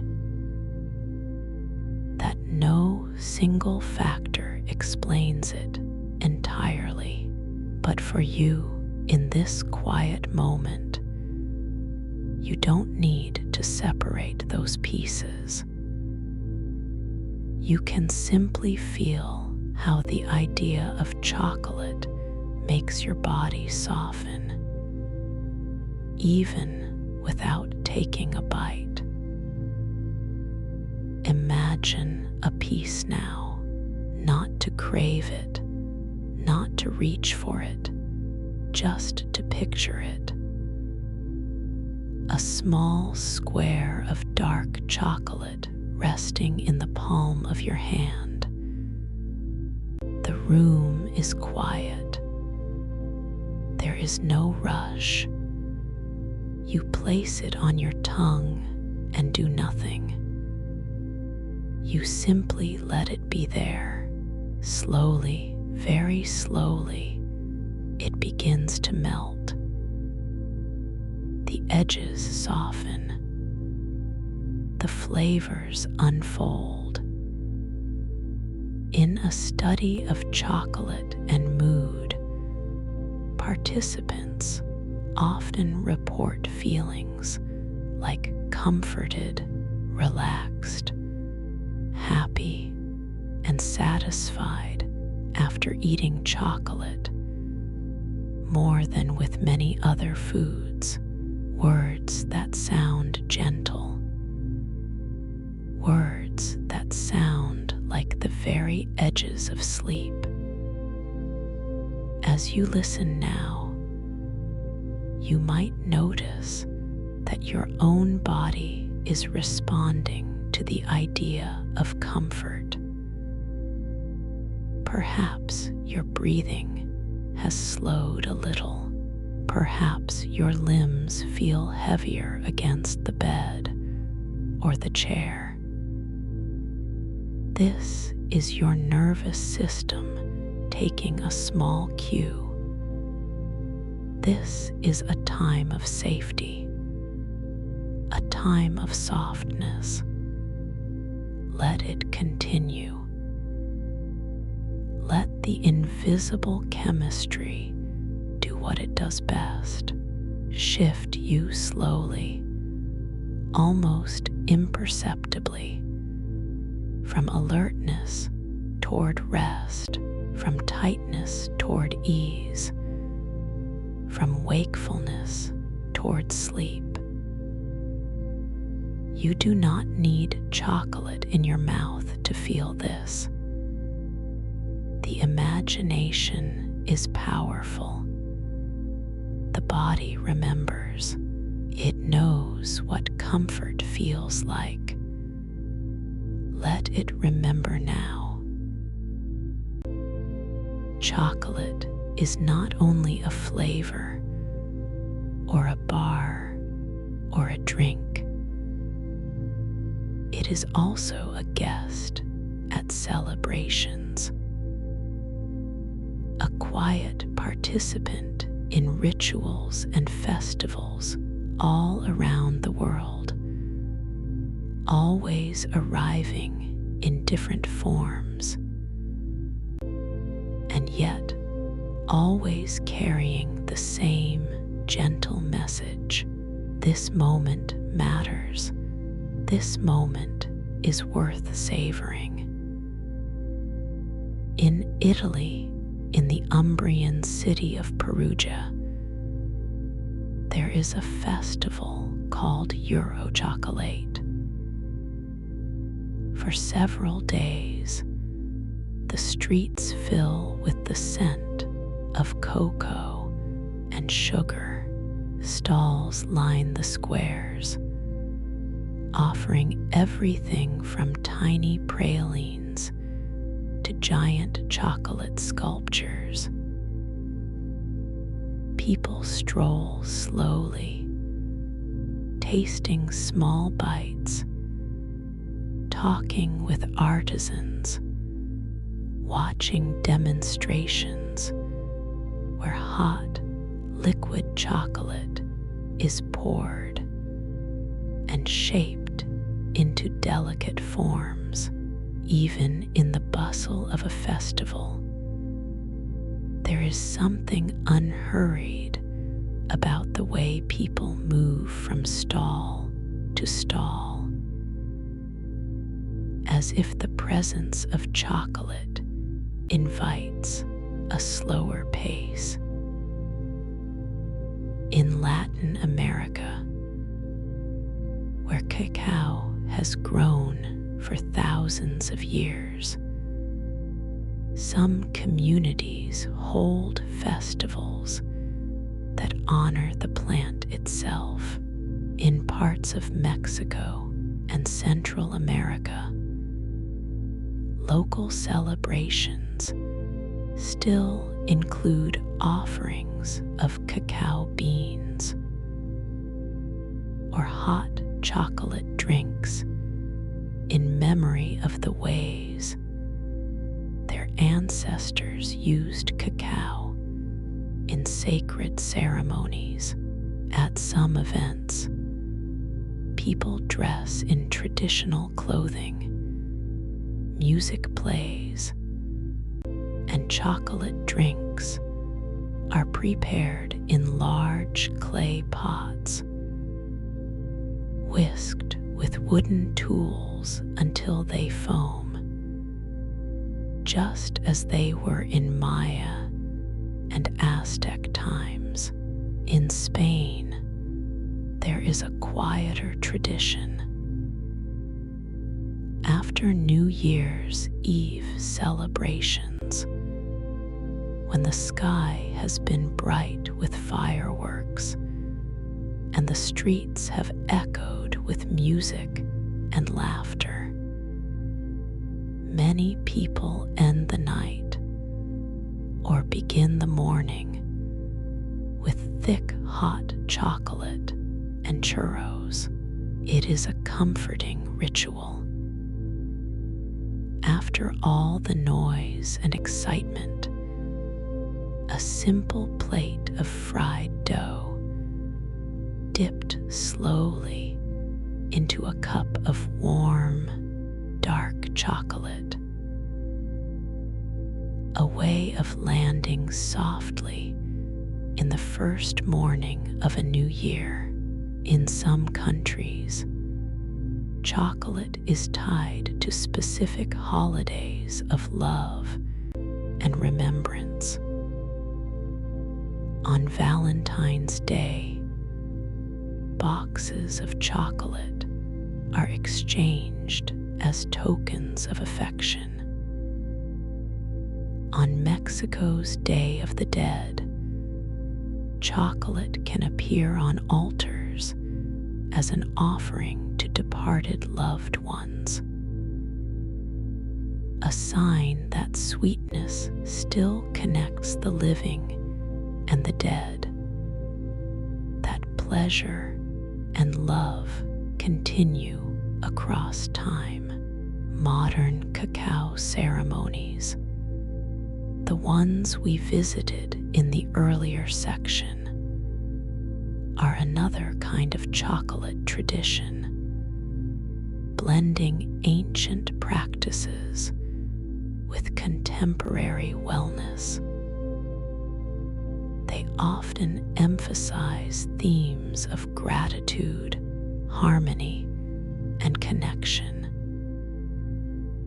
echoing the old belief that cacao is a divine gift, something that opens the heart and brings people together. Chocolate has also found its way into art. In some festivals, chefs and sculptors create large, intricate statues carved entirely from chocolate, animals, buildings, mythical creatures. People line up to see them, not only because they are impressive, but because they are temporary. The sculptures will be melted, cut, shared, or simply allowed to fade. There is a quiet lesson there about impermanence, about savoring what is here while it is here. Think of a festival street at dusk. The air is cool. Lights begin to glow above the stalls. Somewhere, someone is stirring a large pot of hot chocolate, the steam rising in soft clouds. Children laugh. Couples walk slowly, sharing a bar or a cone or a warm cup. The scent of chocolate hangs in the air like a gentle blanket. Now imagine, in a quieter corner of that same world, you are at home. Perhaps you have your own small ritual with chocolate.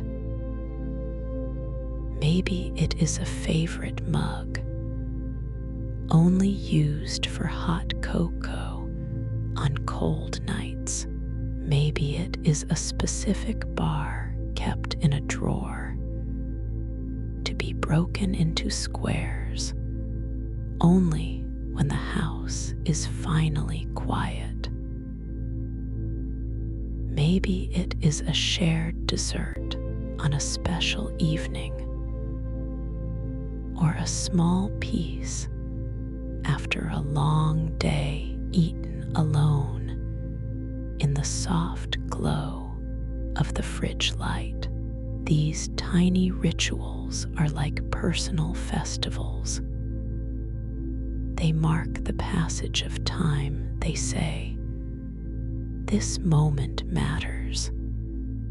This day is done. I am here.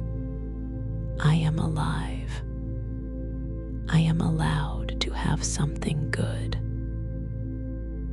The world's great chocolate traditions, from Euro chocolate to Day of the Dead, to Spanish hot chocolate breakfasts, are all in their own ways about acknowledgement, about pausing, about taking a moment in the middle of everything to taste sweetness.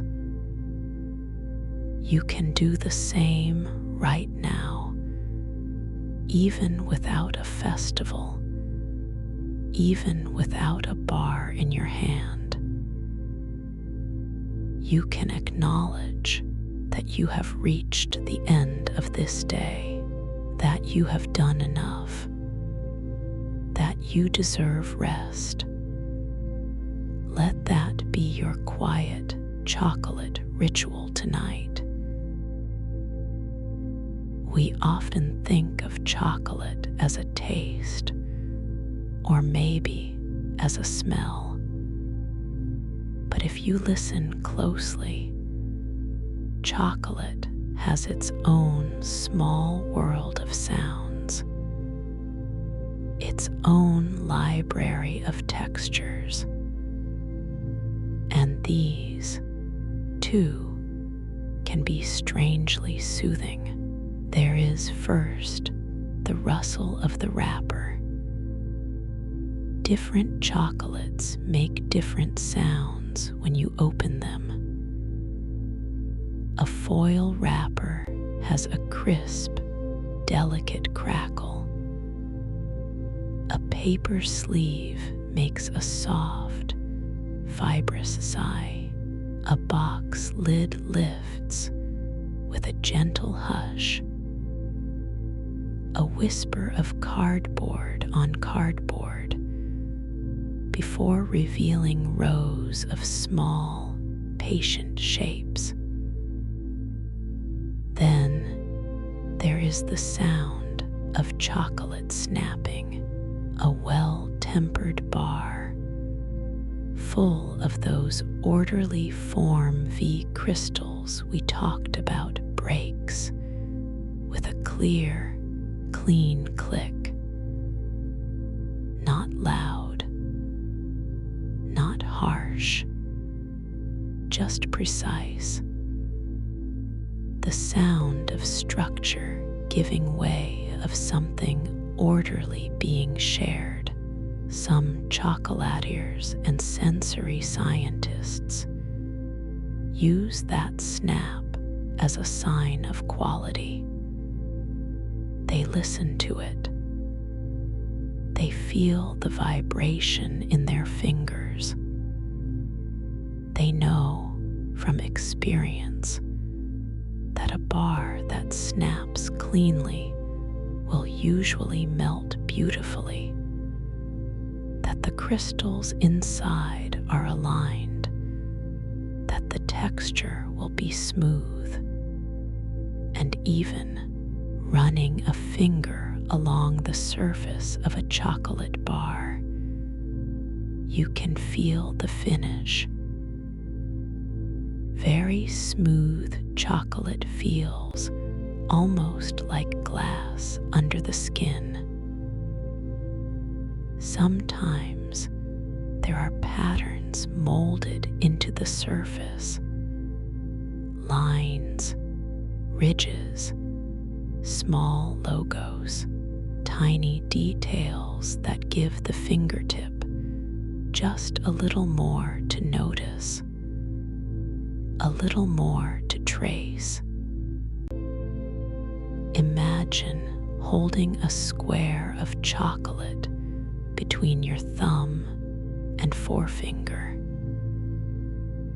The edges are firm at first, but as you hold it, your body heat begins to soften it.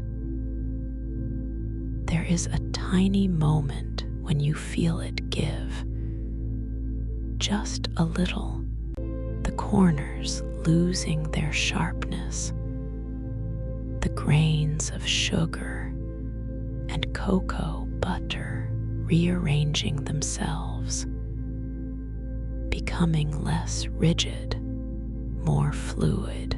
In sensory labs, tasters sometimes place chocolate on their tongue and press it gently against the roof of the mouth without chewing. They let it melt there, spreading it slowly, feeling how it changes from solid to liquid, how quickly it flows, whether it leaves any graininess behind. They are reading the chocolate with their mouths, the way a musician might read music, or a potter might read clay between their fingers. Slow chocolate, fine chocolate, tends to melt into a smooth, even pool. You can imagine it like warm silk, spreading across the tongue in a thin, continuous layer. Coarser chocolate can feel slightly sandy or waxy. The particles of sugar or cacao noticeable as tiny irregularities. Neither is wrong. Each has its own personality. But when you are seeking comfort, the smoother textures tend to invite relaxation, to ask less of your attention. There is sound, too, when you stir hot chocolate in a mug, the soft clink of the spoon against ceramic, the small whirl of liquid circling, then slowing, then circling again. The faint scrape as the spoon collects the last bit of unmelted chocolate from the bottom, a tiny storm in a cup that settles into stillness as the drink comes together. If you listen to chocolate being poured from a jug into a mold, or from a pot into a cup, it has its own voice. A thicker, slower version of water's sound, less splash, more hush, like a small, sweet waterfall moving in slow motion. These little sounds are easy to miss. They happen at the edges of our attention, but when you tune into them, they can be surprisingly calming. They are predictable, gentle, reassuring. They say, "This is a small, safe moment. Nothing sudden is happening here. Everything is warm and slow."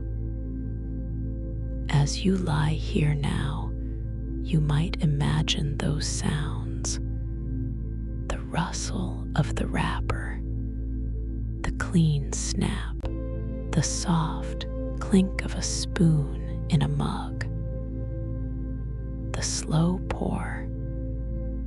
You do not need actual chocolate with you.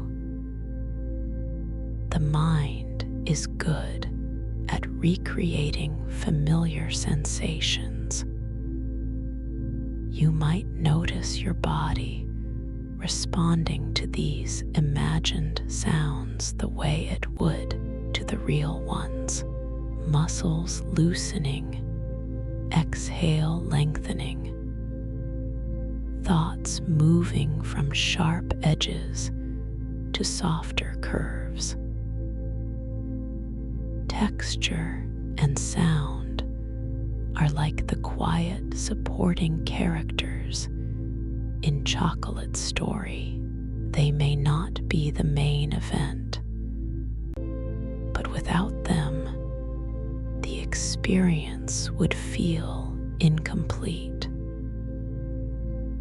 Let them accompany you now, like a gentle background soundtrack, as you drift a little closer to sleep. Chocolate is, in many ways, a slow food, not a fast, hurried, instant thing, but a substance shaped by long cycles, patient transformations, season after season, step after step. When you look closely, you can see that almost every stage of Chocolate's life asks for time and offers calm in return. The cacao tree itself takes several years before it bears its first pods, often 3 to 5 years from seedling to its first real harvest. During that time, the tree is simply growing, putting down roots, reaching for the filtered light beneath the forest canopy, surviving storms and dry spells. No one can rush this part. The tree will be ready when it is ready. Once it begins to produce pods, the rhythm continues. Each flower that becomes a pod takes about half a year to mature. On any given day, a cacao tree may hold flowers, tiny baby pods, and fully ripe pods all at once, different stages of time coexisting on the same trunk. A farmer walks among them with practiced eyes, choosing only those that have reached the right color, the right feel under the hand. Fermentation takes days. Drying takes days more. Roasting, grinding, conching, tempering. Each of these has its own time scale. Some industrial processes try to compress these steps to do them more quickly. But the finest chocolate makers often choose slowness, longer fermentation for deeper flavor, longer conching for smoother texture. In a world that often insists on speed, chocolate quietly insists on duration. Even when you finally have a piece of chocolate in your hand, the deepest pleasure comes when you slow down, when you let it melt instead of chewing quickly, when you pause between bites, when you give your senses enough time to notice the changes. There is a concept that some chocolatiers like to share with their customers: mindful tasting. It is simple. You take a small piece, you look at it, you notice the color. Is it deep brown, reddish, almost black? You listen to the snap as you break it. You smell it. Only then do you place it on your tongue and wait. For 30 seconds, for 60 seconds, for as long as it takes to fully melt. During that minute, the mind quiets. It has one small thing to pay attention to, one narrow stream of sensation. Everything else recedes. Many people find that this practice of mindful chocolate tasting, even if done only occasionally, gives them a glimpse of a different pace of life. A reminder that not every moment needs to be filled with multiple streams of input, that it can be enough to just taste something and breathe. You can borrow that same pace now for sleep. Sleep is not something that arrives the instant we demand it. It is more like cacao, more like fermentation and conching than like a light switch. It likes to approach gradually, to be invited, to have time. By listening to this long, slow story, you are already giving it that time. You are signaling to your body that this is a different part of the day with different rules, different expectations, that it is all right, even good, to slow down.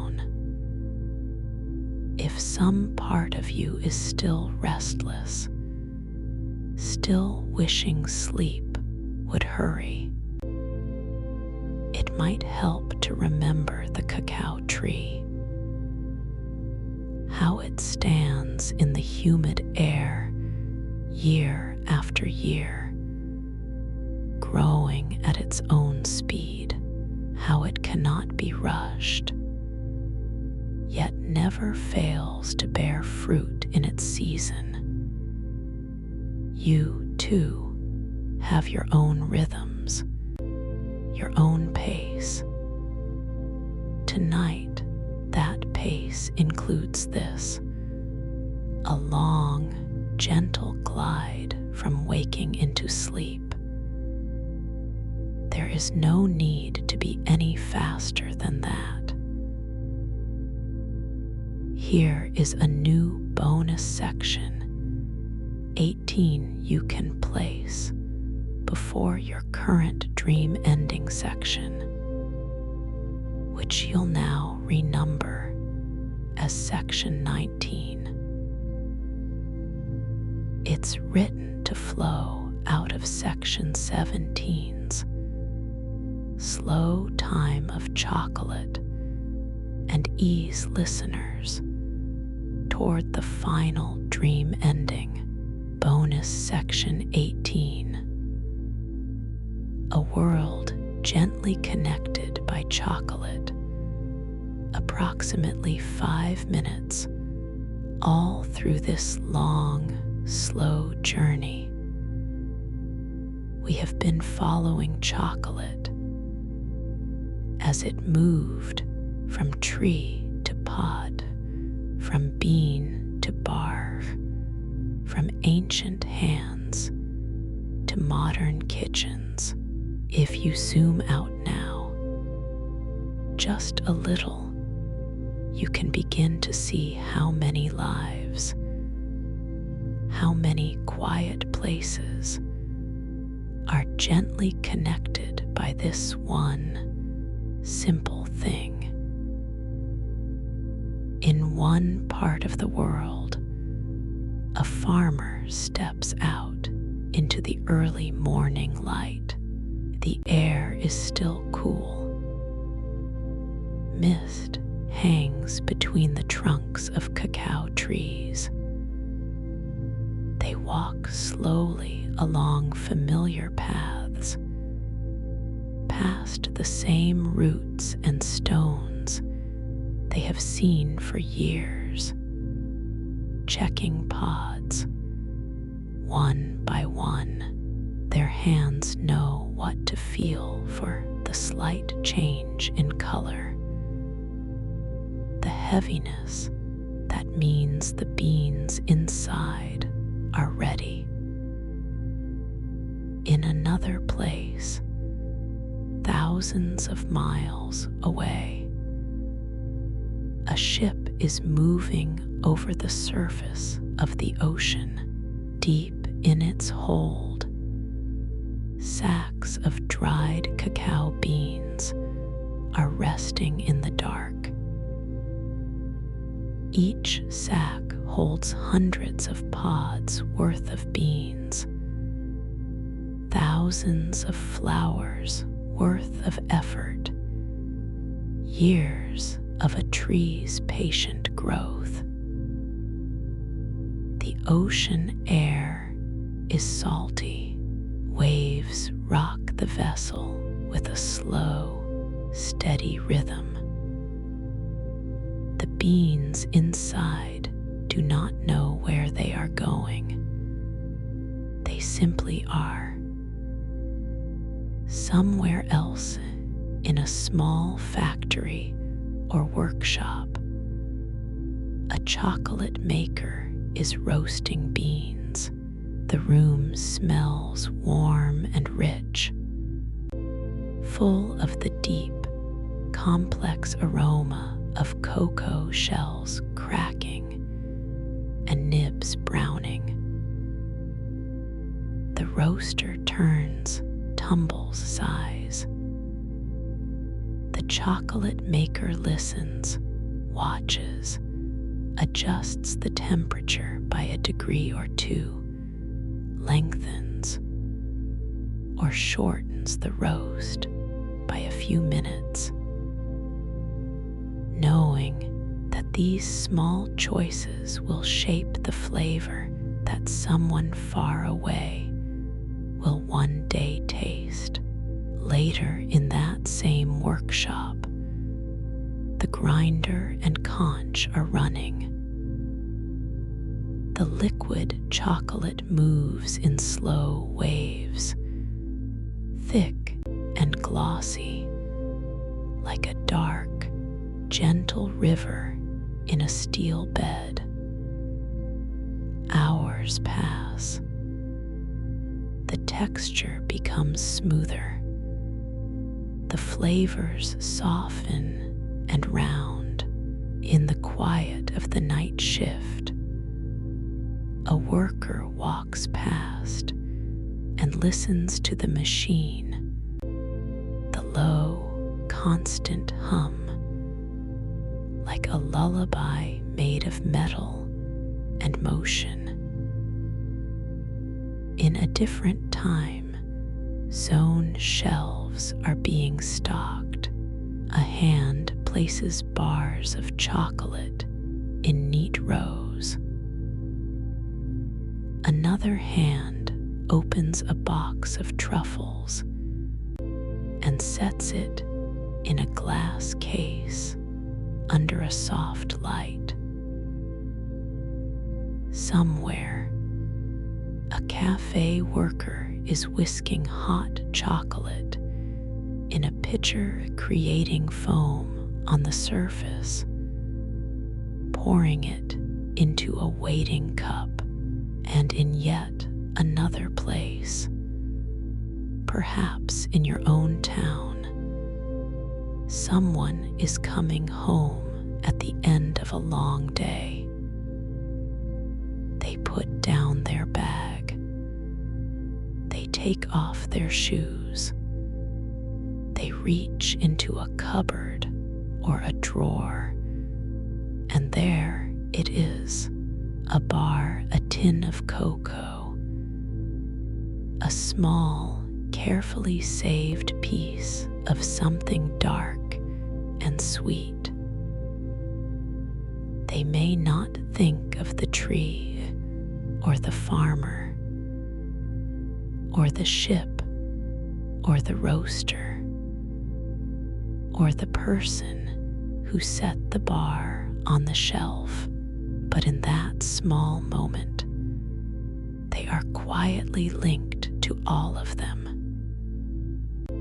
Many hands, many places, many years, all folded into a square that will melt on their tongue in a minute or two. Chocolate is not the only thing that connects us in this way, but it is one of the softest, one of the gentlest, one of the sweetest. It reminds us that comfort is rarely a solitary act, that even the most private pleasure, a sip of hot cocoa in a silent kitchen, is made possible by a long, invisible chain of care and work and patience. As you lie here now, at the end of your own day, you are part of that web too. You might not grow cacao. You might not roast beans or temper bars, but you know what it is to carry effort in your body. You know what it is to feel tired at the end of a long stretch of time. You know what it is to reach for something small and good, as a way of saying to yourself, I have made it to here. I deserve a soft landing. In this way, chocolate is like sleep. Both are gifts that arrive at the end of exertion. Both are small ceremonies of relief. Both say to the body and the mind, you can stop now. You can rest. Soon, we will step from this wide, connected world into a quieter, more private one. A dream of cacao trees and twilight paths and warm cups on wooden tables. But before we go there, you can take one more slow breath and feel for just a moment all the gentle connections that brought you to this point. The trees growing somewhere far away, the hands tending them, the long journeys over land and sea, the soft, dark comfort that reached you at the right moment. And now, the heavier comfort warming your limbs as sleep moves a little closer with each quiet breath. As we move into this final bonus chapter, the world of chocolate becomes not a history, not a process, but a dreamscape. Imagine a landscape at twilight. The sky is a soft, deep blue, neither day nor full night. The air is warm, but not hot. You are walking slowly along a path lined with trees, not ordinary trees, cacao trees. They are small and graceful, their trunks slender, their leaves broad and glossy, catching the last light of the day. From their trunks and branches hang cacao pods in every stage of ripeness. Pale green, soft yellow, deep orange, rich burgundy. They look like lanterns glowing gently in the fading light. As you walk, you can hear soft sounds all around you. The distant chirp of insects, the low rustle of leaves. Somewhere far away, the muted call of a night bird. Under your feet, the earth is soft and slightly damp, holding the day's warmth like a memory. You reach out to touch one of the pods. It is firm, with a faint give under your fingers. Its skin is slightly ridged, like a gentle wave frozen in place. You know somehow that inside this pod, in its cool white pulp, lie rows of beans that will become chocolate one day, but not yet. For now, they are simply resting. Further along the path, you come to a small clearing. In the center stands a table, simple and wooden, with a few objects placed upon it. There is a clay cup, like those that might have been used by Maya or Aztec hands many centuries ago. There is a delicate porcelain cup, like something from a European chocolate house in the 17th century. There is a modern ceramic mug, sturdy and familiar, the kind you might hold in your own kitchen.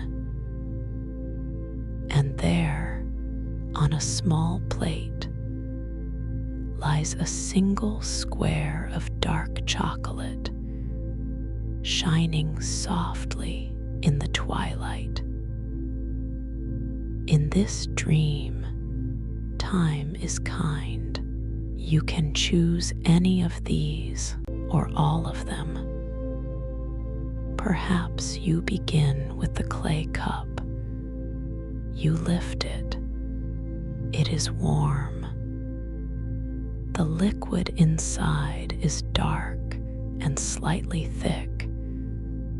You sip. The taste is deep, bitter, spiced. You feel connected for a moment to people who lived and loved and rested long before you were born. Then you set it down. You take the porcelain cup. The chocolate inside is sweeter, lighter, floral, with hints of vanilla and cinnamon. You imagine the rustle of silk, dresses, the murmur of voices in another language, the gentle clink of cups in a candlelit room. Finally, you pick up the modern mug.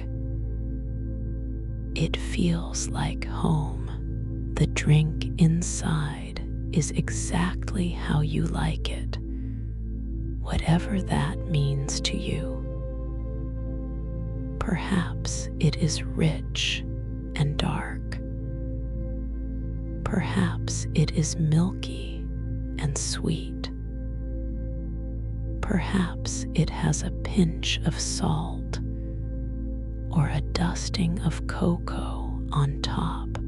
Whatever it is, as you drink it, you feel your shoulders relax, your chest soften, your thoughts loosen.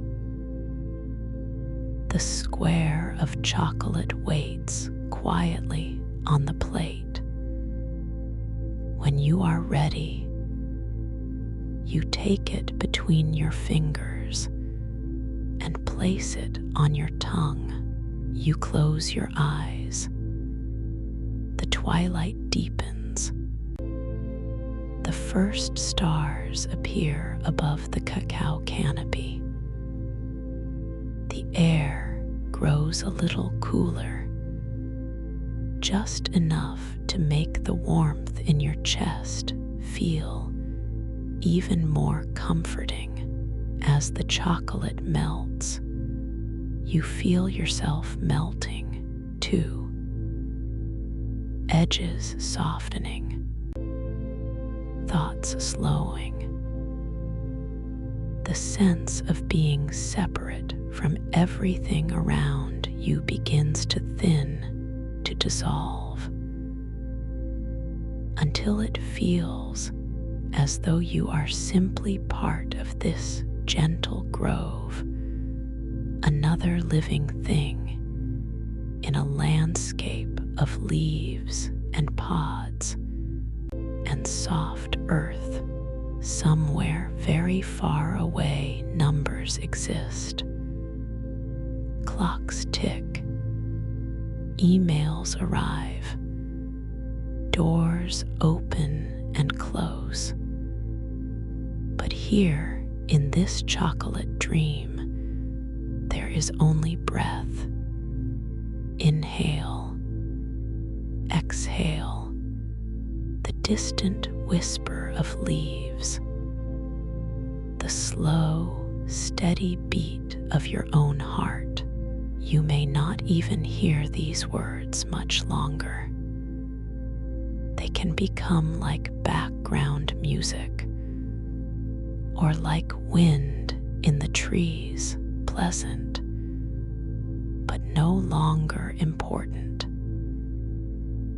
If sleep has not claimed you yet. It is close. It is standing just at the edge of the clearing, patient and kind, waiting for you to finish this last sip, this last square, this last slow breath. When you are ready, you can walk toward it, or you can simply sit and let it come to you. Either way, the journey is over. The cacao trees will keep growing. The pods will keep ripening. The beans will keep traveling. People will keep sharing chocolate in festivals and ceremonies and quiet kitchens. And you will rest. Let the last of the chocolate melt away. Let the last of the day melt with it. You are safe. You are warm. You are enough. Good night.